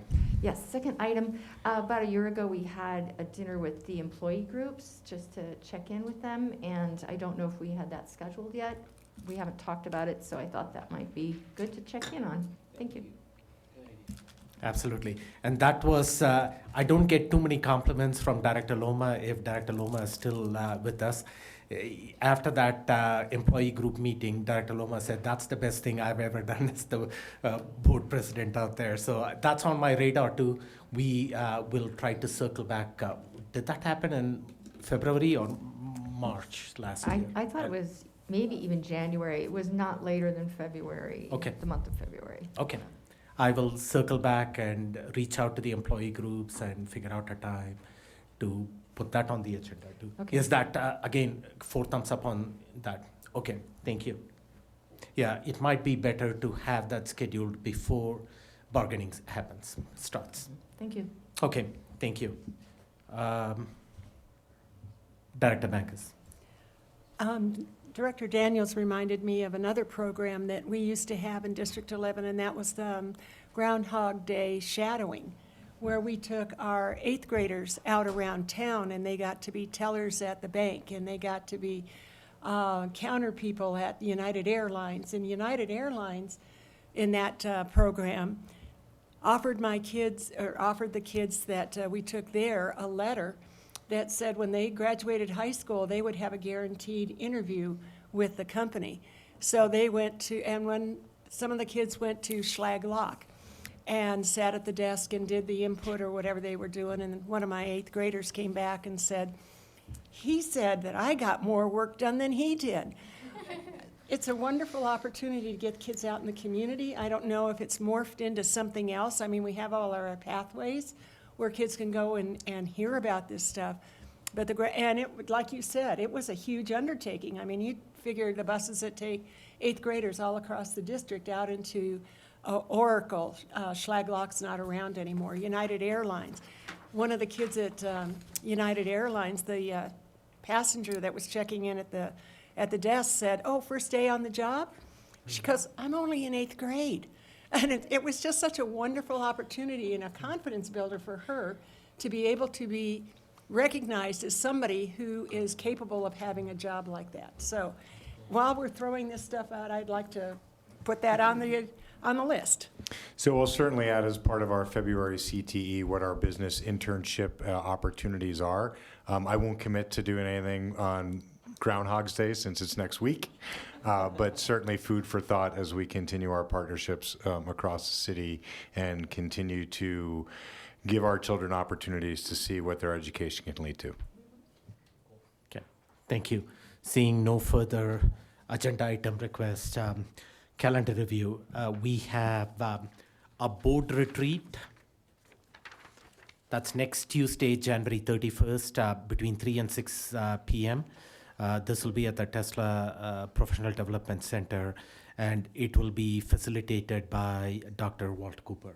So put that on your calendar, and I know that some board members had conflict and may not be there early on or later, may have to leave early, but this was the best time that worked for most of the board members out there. So 3 to 6 p.m., January 31st, that's the next Tuesday. And then we have a work session the very next day, February 1st, and that'll be here in the boardroom. And the work session topics, we will have legislative update from our lobbyist, Mr. Pepper, and student-based budgeting tool. This is a conversation that came up. We'll have a update at that work session, Schneider Energy Performance Audit, and then we have academic master plan update from Ms. Acevedo, along with the continuous improvement cycle update from Ms. Tamra Acevedo too. And I don't see Ms. Acevedo here at this point in time. So I think she talked about, Director Jurgensen, with me about your financial literacy, the request that you made earlier in the year. That could be coming up at this work session either. With that, may I have a motion to adjourn? Moved and seconded. Marcella, roll call, please.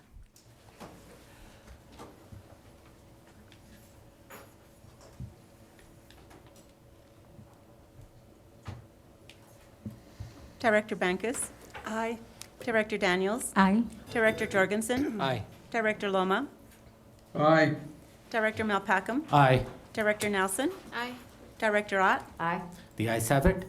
We officially adjourned at 8:17 p.m.